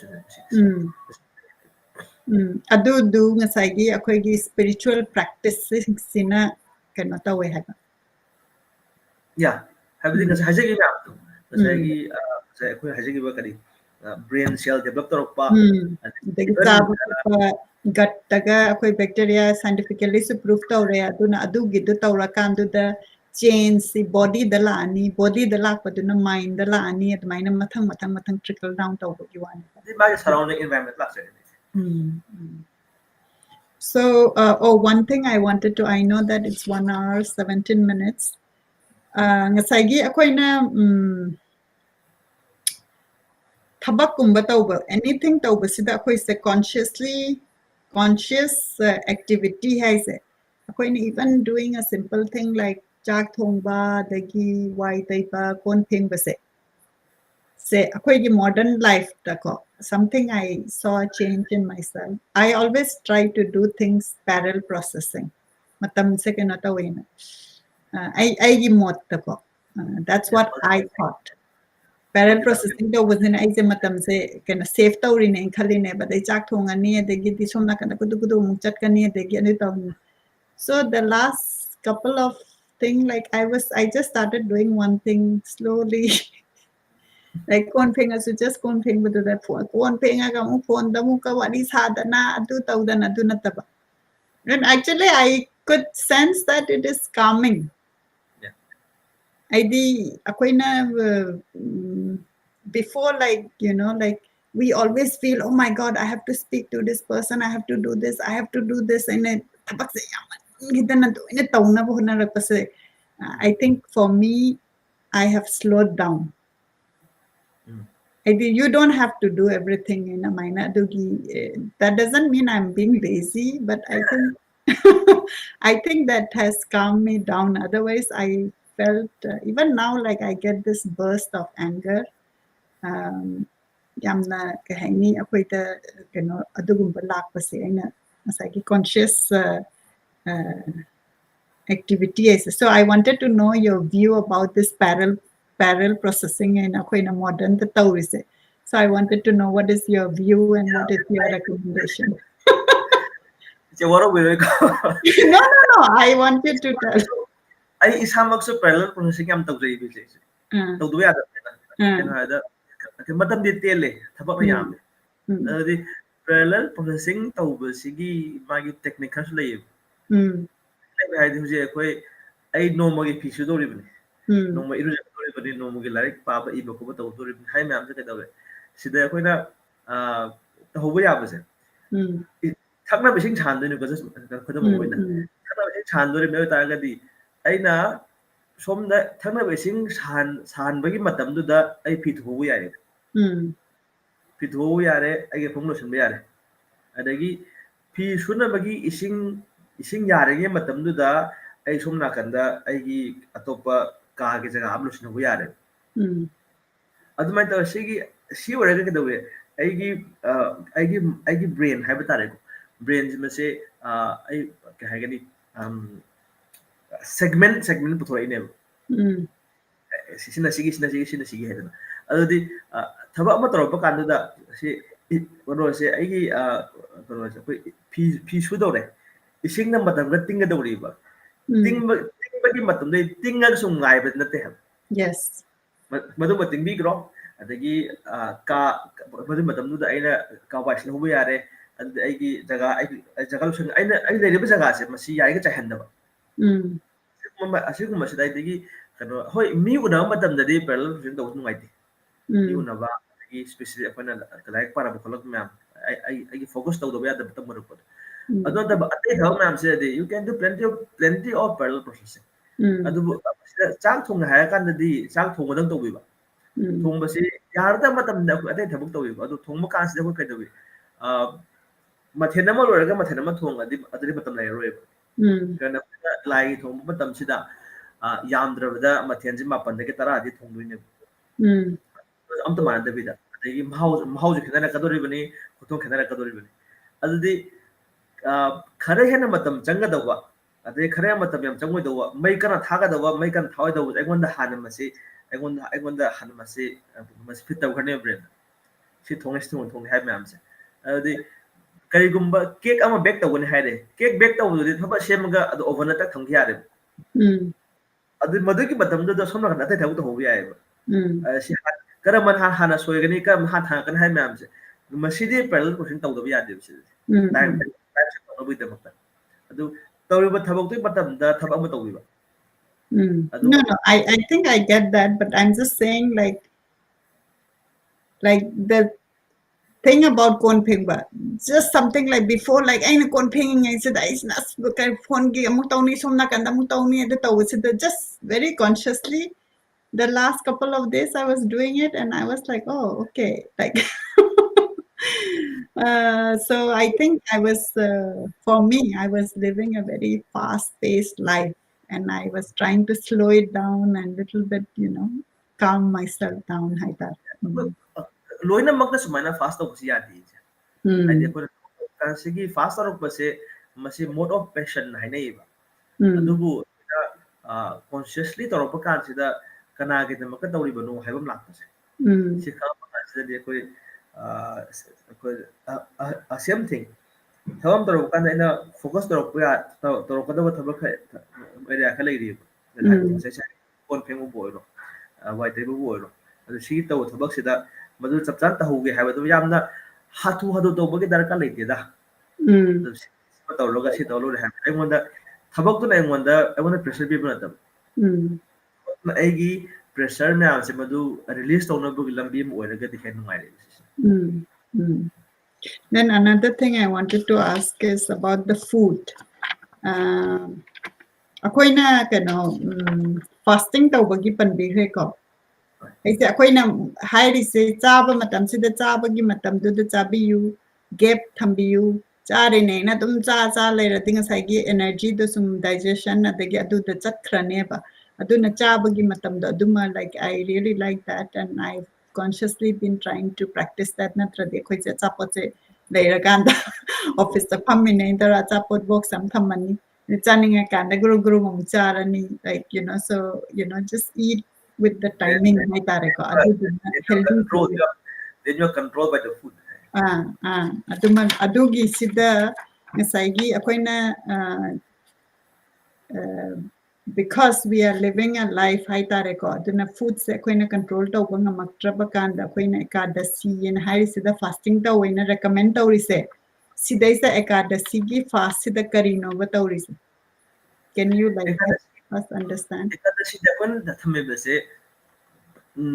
yaringai grains grains sing masima grains beans asigum se chaganu hai chakso adegi chaksu chak adagi again hawai chengwai kem charu ranu only beans ko even leafy vegetable gum masana but anyway main ding sai grain sings ne ba grain sing chaba tumada matam chang aduna adagi protein yam wangba sigom ma'am adagi heavy carbohydrate oiba asigom ma'am simase hanthabi haidana adi hoi chaba yabase lere hai dum chamma thongba dum yai dum ghi num kai gas amadu ma yai dum cha madam sida akoina kai gani leba manung ta pot sing roots and tubers lo ma yare adagi all fruits yare all dry fruits yare all nuts kar ka ma'am adagi milk and milk product lo ma yare aduga akoina adudi akoi cha na posi barang kai lei adubu ngasai gi thongba changi matam processing gi matam adu handare then I get more time I cha ba su nong da mu ya ga di main meal se nong da mu cha biu hai hai pung baro matung gum masida kai gum ba hakchang nong mai da lei ulcer gum to hai ga di kitan light over ka dom thapiro I just can juice natragana akoi jaggery water akoina kano chini anga ma thip ko ba tu se jaggery se am phai hai ne akoi gi chini aseng ba se akoi manipur da hai ga na chini angang ba se ne ba white sugar ni pa de kenda kana di hakang da yam ne ma de chini angang ba se am phai na hai bi re to da akoina sitamil siram nei ba so chang rock sugar ai adu ko ba su phai adu asumai chabi ba ka sida akoina ka haitare ngasagi uhai sing bo or vegetable manung sida ko chabe khar pi di nam se maiden nungren kar ka mangra nungra mam nei gre masi mam ko na either phutlaga chabra thonga chabra mam adum chabi ya masi mam aduna masi alternative am bigi bizna ka daro ha da ko nong da chak thongba kon phengba khop masi gi time save tawre aduga haksang se yamna digest tawba ngambagi adu am lai haksang da load se handare lu handara bena repair tawbagi matam phangi haksang sida chaba digest tawbada body se ware ba da yamu chasan chaba adom do ina use tawgre ba duna khoi gi energy si su yamna low oidana dum you eat to live or live to eat okay so thank you for that and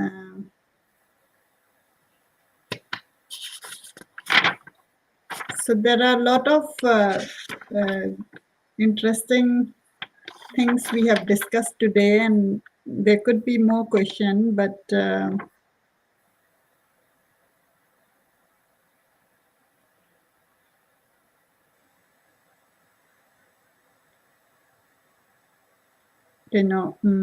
matam se akhoi gi ngasi gi se kitang yadre duna mathang gi da kena tawrase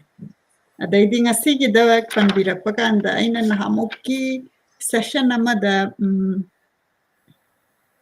we were talking about Krishna and we were talking about goddess god adagi Shiva adagi sida haiba sida Ramanuja na sign haigi oh moina energy ne na so I want to understand like I want you to cover that like idea koina energy haragana karino mayam sina lai akoigi I don't think we have covered that idea different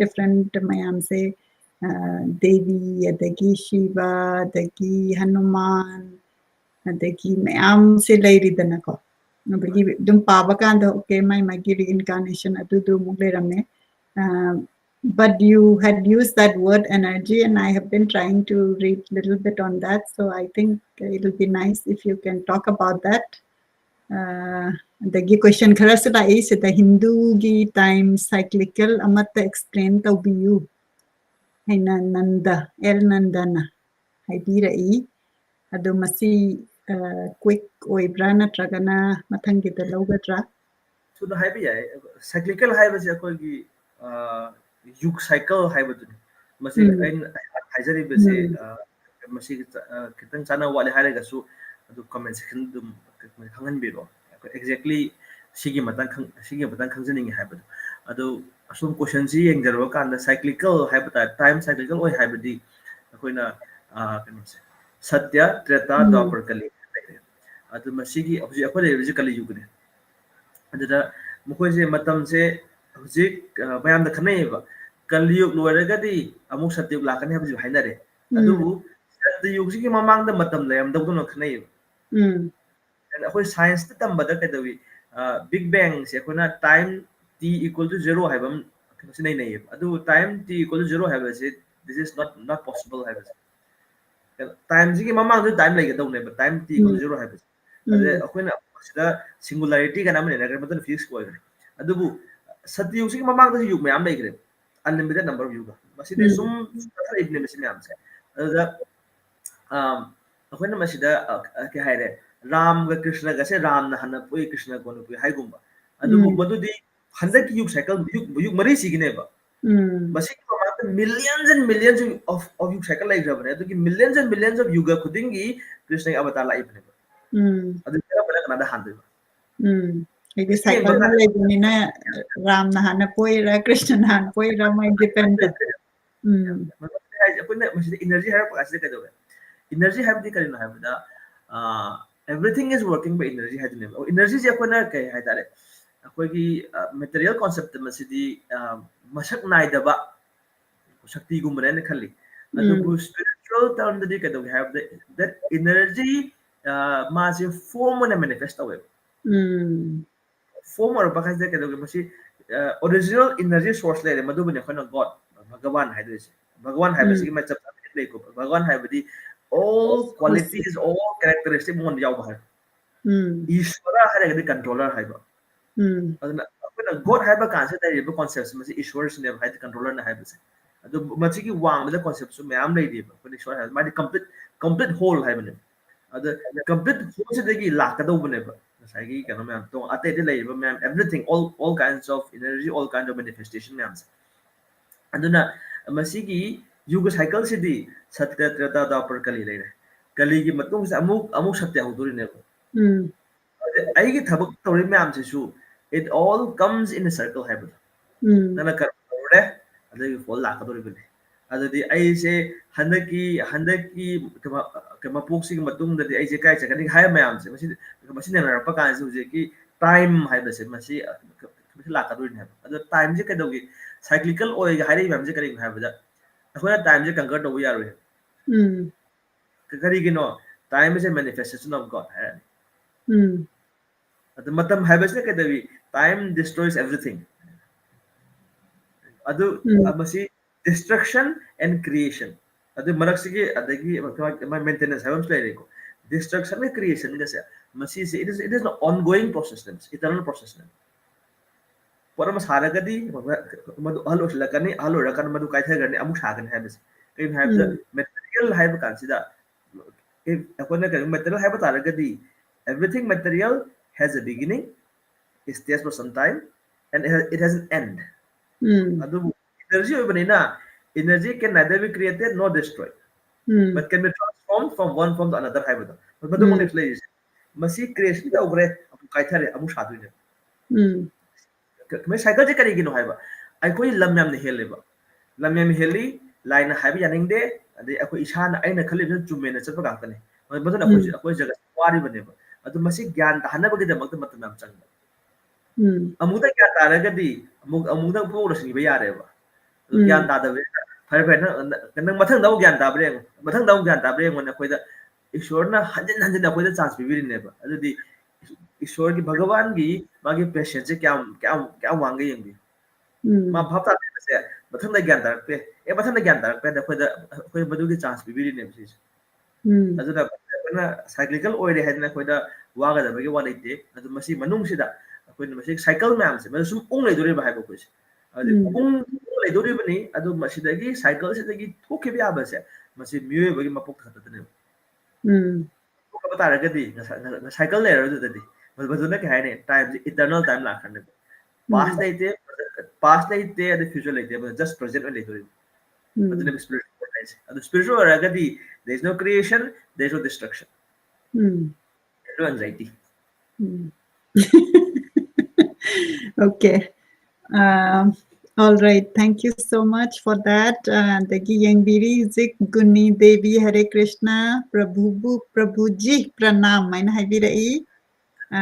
Dagi nanda akai Ramanujan explain tau bi kibadu question tu ke chana rabra hai badu mutang hai birau.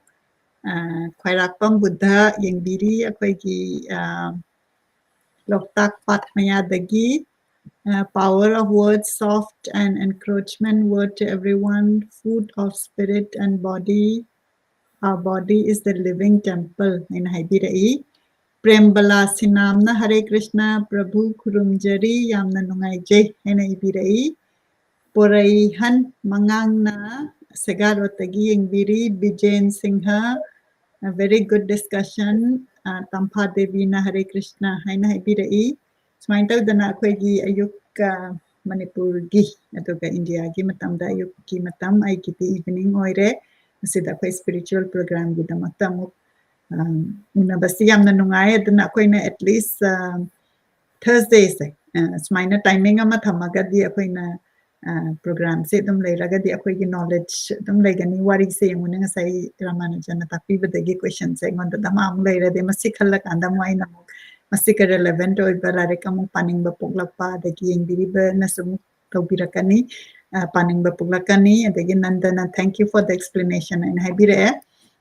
aduna akoy mayam se khangmina si haidi reflect tawba akoy na karigino samna wari se akoy na karigino samna sauningba poi se karigino samna attachment lady say so many questions. I think that is what led me to start thinking and asking all this question, and I have a lot more question. Every Thursday, Thursday, aduga India time, the Friday, da koi spiritual programs. Ito minasi aduga different akoy na matang kita mo akoy na kanzari sa Manipur da spiritually. Kamaina mana madugi wari hai tare ko personally kamaina spiritual lambi da janga ki bano kaina adugumbagi program so mo hapje ke kaina maina so mo kai khanzari aduna adongi feedback aduga adong na kari question lay bige hai se koi na koi physics se koi ki whole life se conflict hinga panina reflective oiba adugumba wari sana bagi tamakta sinjaba program ni ngasi gidi program silo sinjana batau jarage Ramanujana any last word haibi honda ngasi gi program Hare Krishna thagachari se busu ama yengbiriba mayam puna busu thagachari khurumjari punsi haibasidi akanem awanungai adum sagonaraga doguni aduna masi khoi wari basida akoina yam kahin wasan nataba masidi lak akoi haina busu lei awanungai sidi adum kuba kunam ne haidana ado wari basi karigino karam haina masigi solution prokpa yabagi haina thi basi masi asinga migi kudam ne haidana ado masi solution je akoina scientifically thi bachangi ambaso akoina spiritual practice tawjarabo taragadi soidana maki akoi punsi hena akoi value masa khangna hinjaba amadi meaning and purpose khangna hinjarabo taragadi soidana maki punsi solution issues mayam sigi solution prokpa ngamgani amasung yamna mahiyanba amadi mapung phaba punsi mahinga do amadu phangani amadi haibase simata thamjak masi haraga ngasi gi program silo sinjarage matangi week ta amok soidana koi unamina Hare Krishna Kurumjar